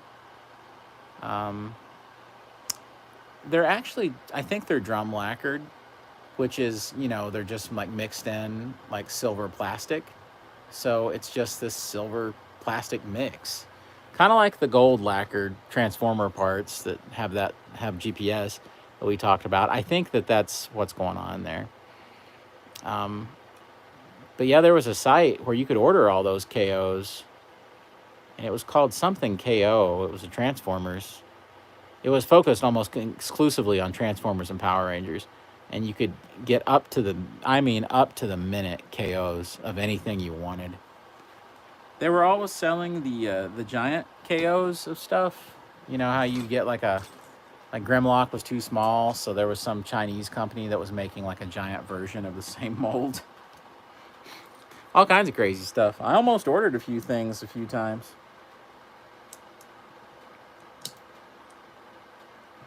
One thing that I'm very wary of is fake Lego. I worry about it. Like I worry that I'm gonna like accidentally order something that's fake, and it's gonna get mixed in with the rest of my Lego collection, and it's gonna like pollute it. It's a crazy thing to worry about, but I worry about it. Crazy, crazy thing. That's what we call a first world problem. Very, very first world problem.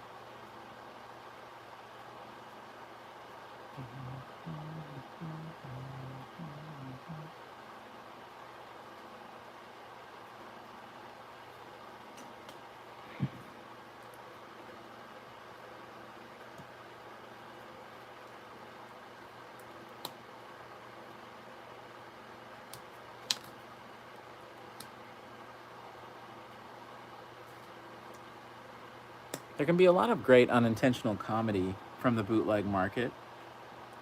Say, for instance, I don't know if you've ever seen it, it's pretty infamous at this point, but there was that old Chinese knockoff, or maybe it's Chinese, who knows what it is. And it was about I guess they took like a RoboCop figure and re-released it, like a super cheap version of a RoboCop figure. And it says Robert Cop 2, like to be legally distinct, Robert Cop. And Haya last year even did a version of their RoboCop 2 figure in packaging that says Robert Cop to celebrate it, because it's such an infamous bootleg. So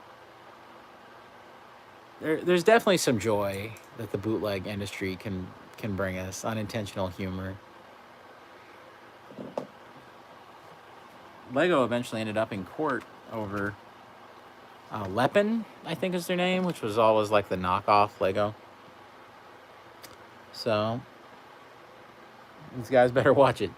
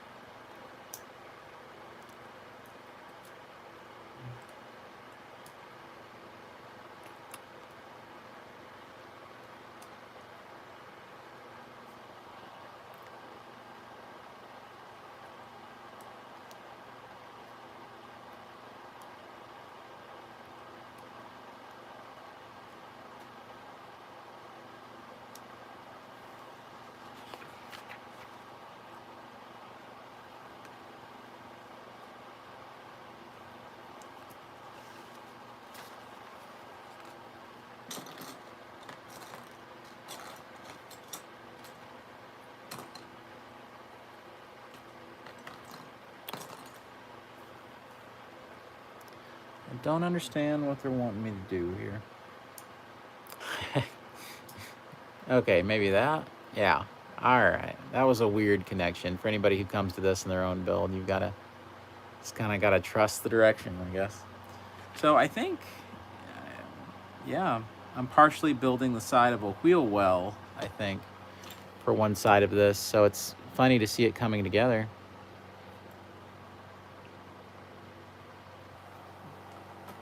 Or interesting, I should say, to see it coming together. Okay. So it just sets over there. Yeah. Oh, that's a fun one. Yeah, Shrek, he's everybody's favorite superhero. Speaking of Shrek and superheroes, I don't know if you watched the new The Batman movie, which I loved it. I'm a huge Batman fan, as is obvious by the channel, but in it, Batman is said to have, his parents supposedly died in 2001, right? And which is weird for me because that makes Batman much younger than me. And according to the comics, Batman is about 8 years old when they leave the movie theater and his parents are murdered. So, so, so apparently, some people have a conjecture that Batman, his parents took him to go see Shrek. Oh, I love it. Batman bases his crusade of vengeance on this horrible, horrific crime right after going to see Shrek in 2001. And it's a theory that I love. I'm sticking with it. I'm absolutely sticking with it.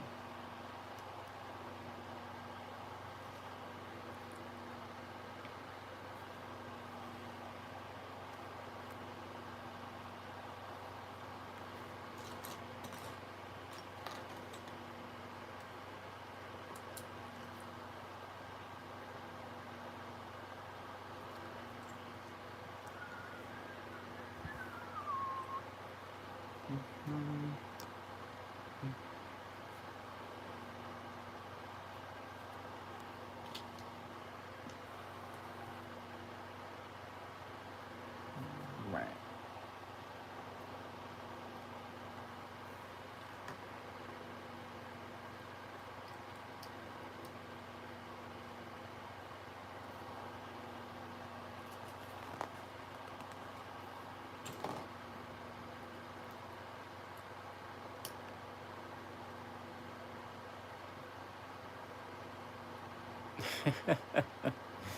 uh, Poor Bruce. You know, maybe, and this is what I told people, I'm surprised that if that's the case, maybe Bruce will end up like dressing up like an ogre to fight crime instead of a bat or something. Maybe he received some inspiration. It's all his fault that his parents were killed because he begged them to go see Shrek. Begged.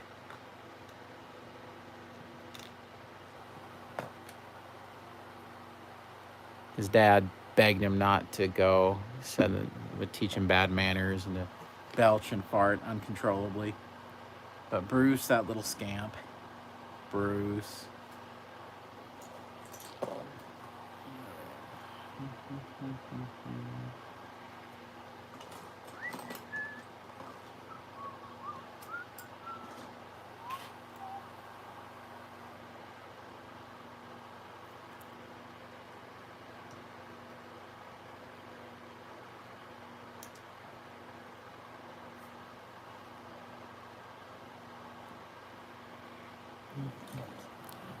Are you into Ultraman at all? Since you're on some of the Japanese import scene, there's been a tremendous amount of Ultraman model kits in the last little bit, mostly based off of that Ultraman anime on Netflix.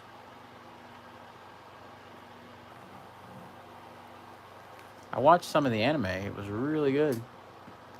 It's more CGI, I guess, than anime, but Netflix's version of what the word anime means is interesting.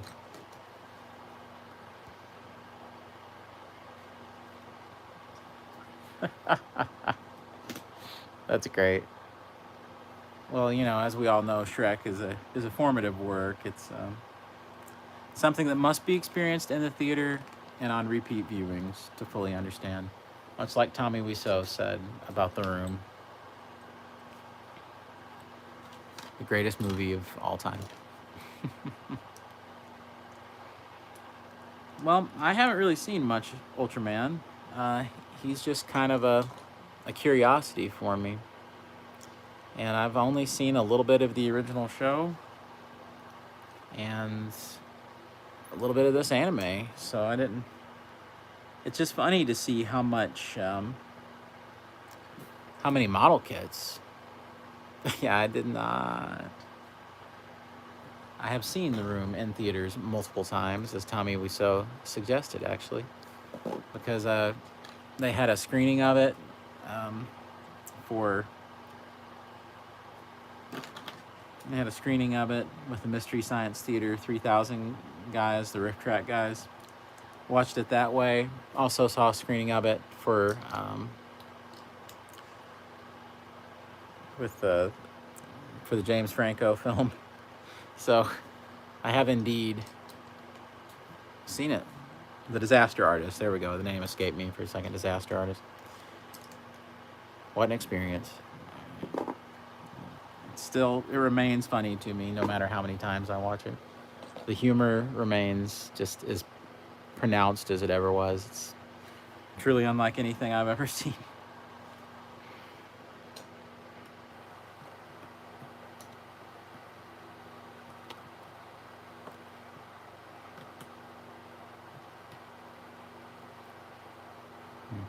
Interesting.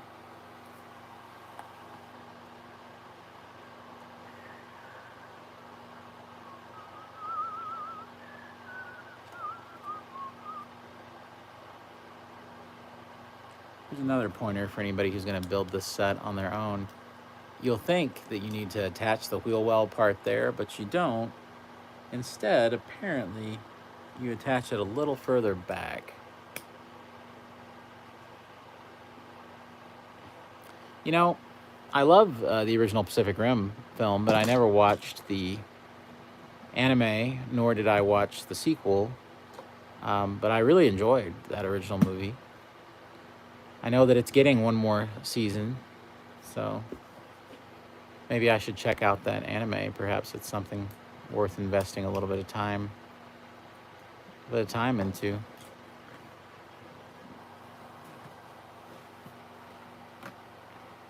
Oops. There we go. That makes more sense.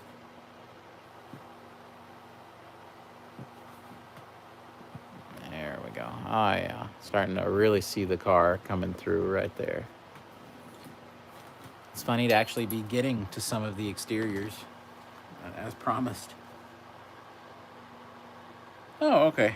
We're building headlights maybe here. Okay. I'm building some headlights. All right.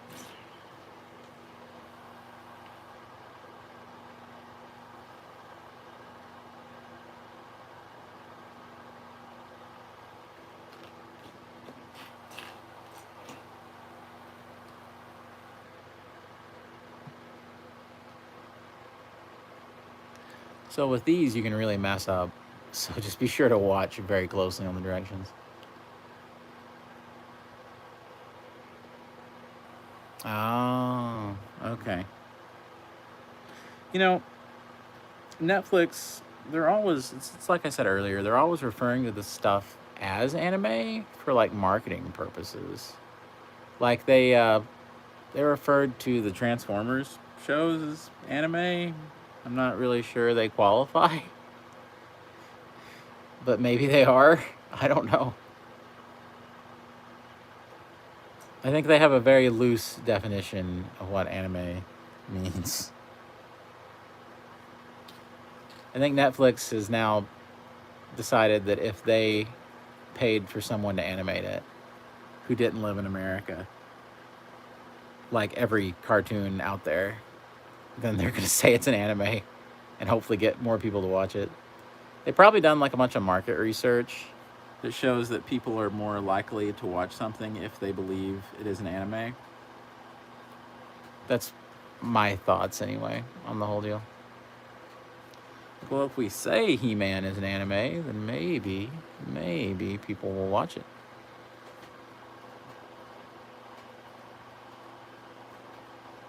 Yeah, I agree. Because you know that's what they're doing. Oh, it's an anime. Is it though? I mean, to me, an anime is something that the Japanese people came up with. It isn't just because it looks kind of like an anime. Seems kind of miserably stupid to me, but hey, what do I know, right?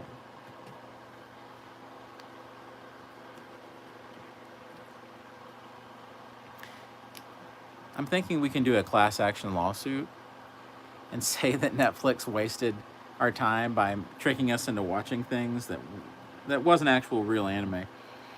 Maybe we can get a bunch of money. I mean, there's been stupider class action lawsuits that people have actually won. Something to consider. I'm just saying. There we go. Got one headline in. Now for the other.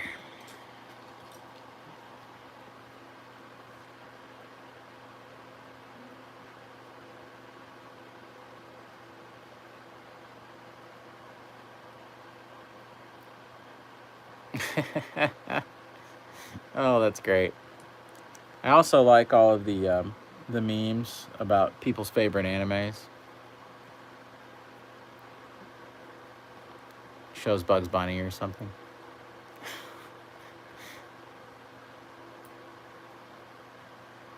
All right, got that.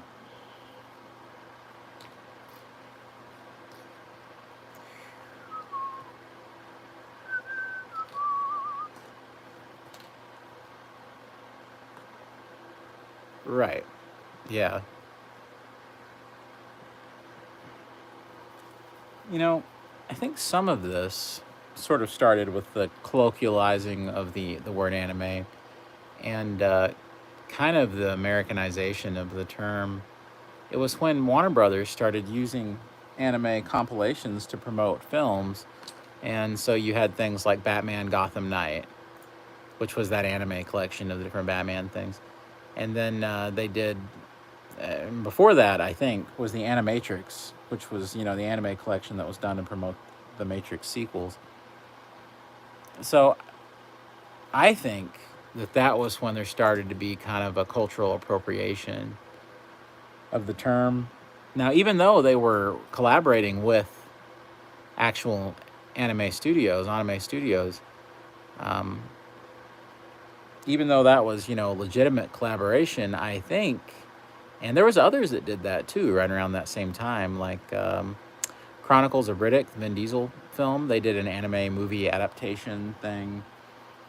There were several. It wasn't just them. There were several that hopped on that bandwagon, and it really makes me wonder if that's the jettison of all of that. Like, is that really where some of this starts?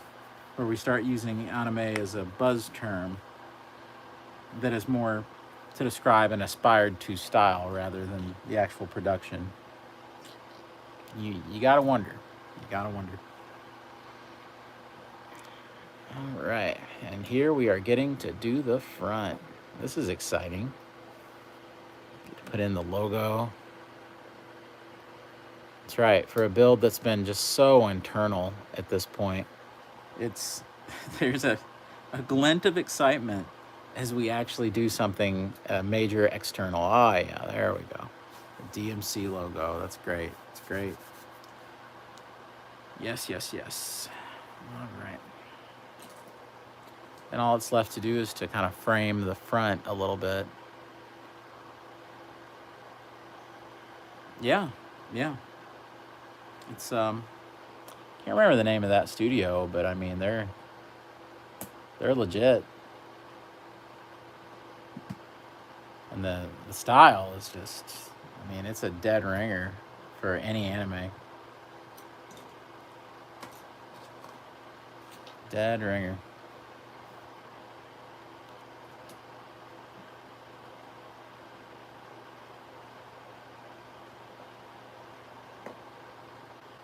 There we go.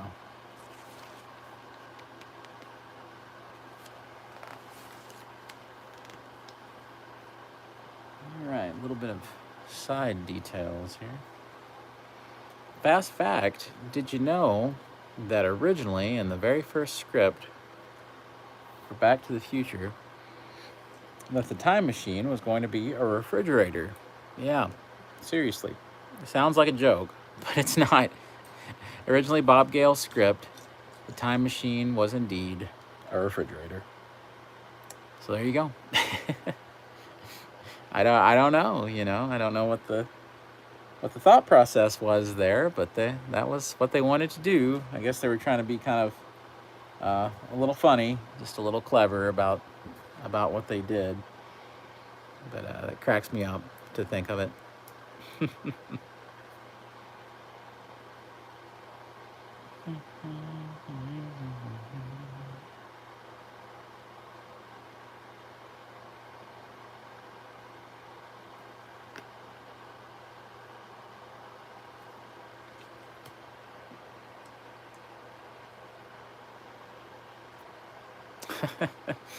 Isn't that funny? When something like that can surpass the source. It's crazy. Guess if you're given enough money and enough time, that's what animation very much needs, is money and time to function.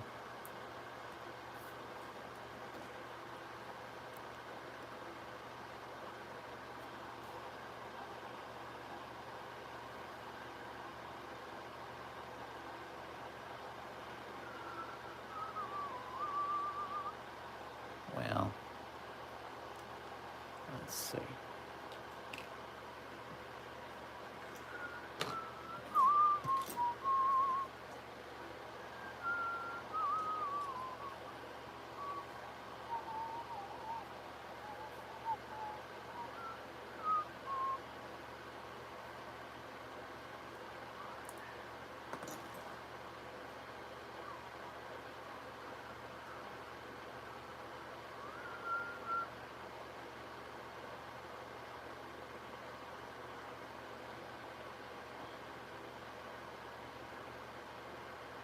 All right.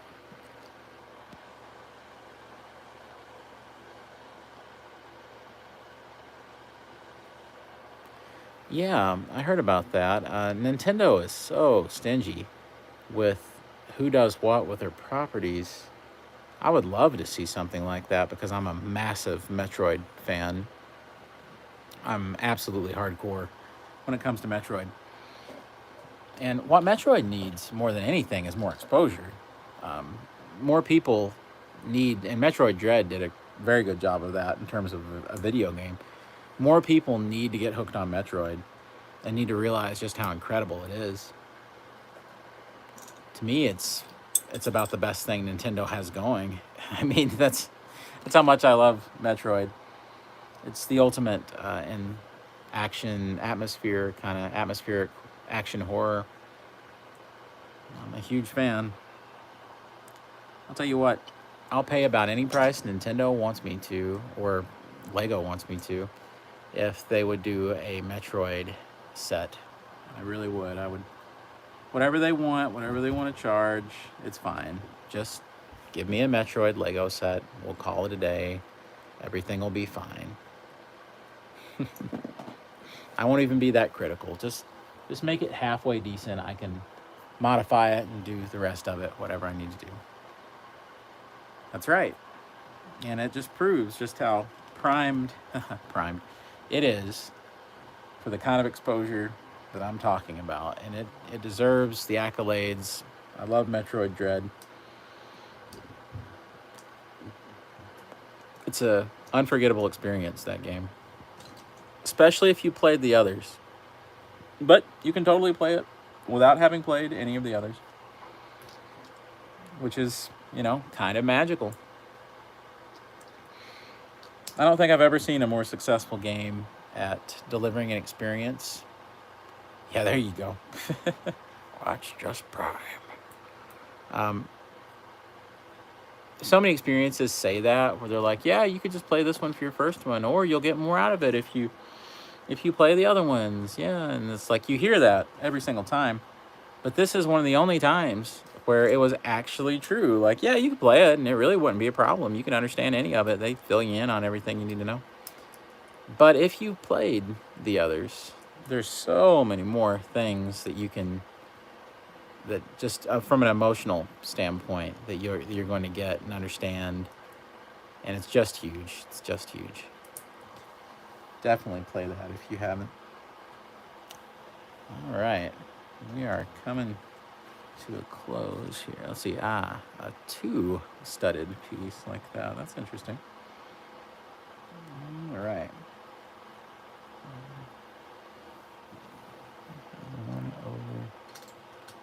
1/2. Oh, I see we're doing some of the internals of the car now. Okay. And this is kind of the console, I guess, leading to the flux capacitor. Oh, yeah. Okay. That's exciting. And then we have a little bit of the side detail that we're going to do, and then it won't be much more. We'll be done with the first half. Okay. So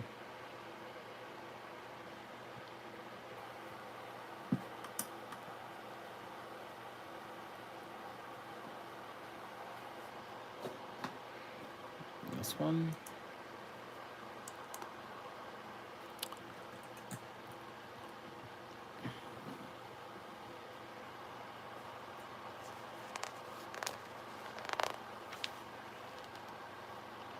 Oh, okay. 2, 3, 4, 5.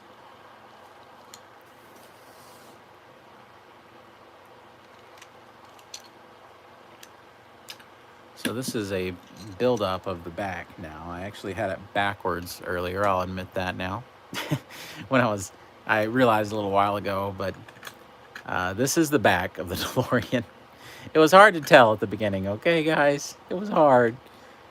All right, this is the back, and we're just building up this whole... These are the last few pieces, I believe, of this bag. Last few. Let's see. Got this. Got this. Press those in. Okay. And then we have a white piece, and it goes over top of this.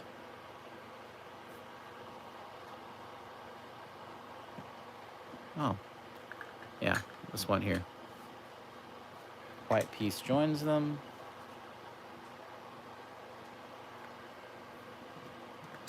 Here's one. Here's one. All right.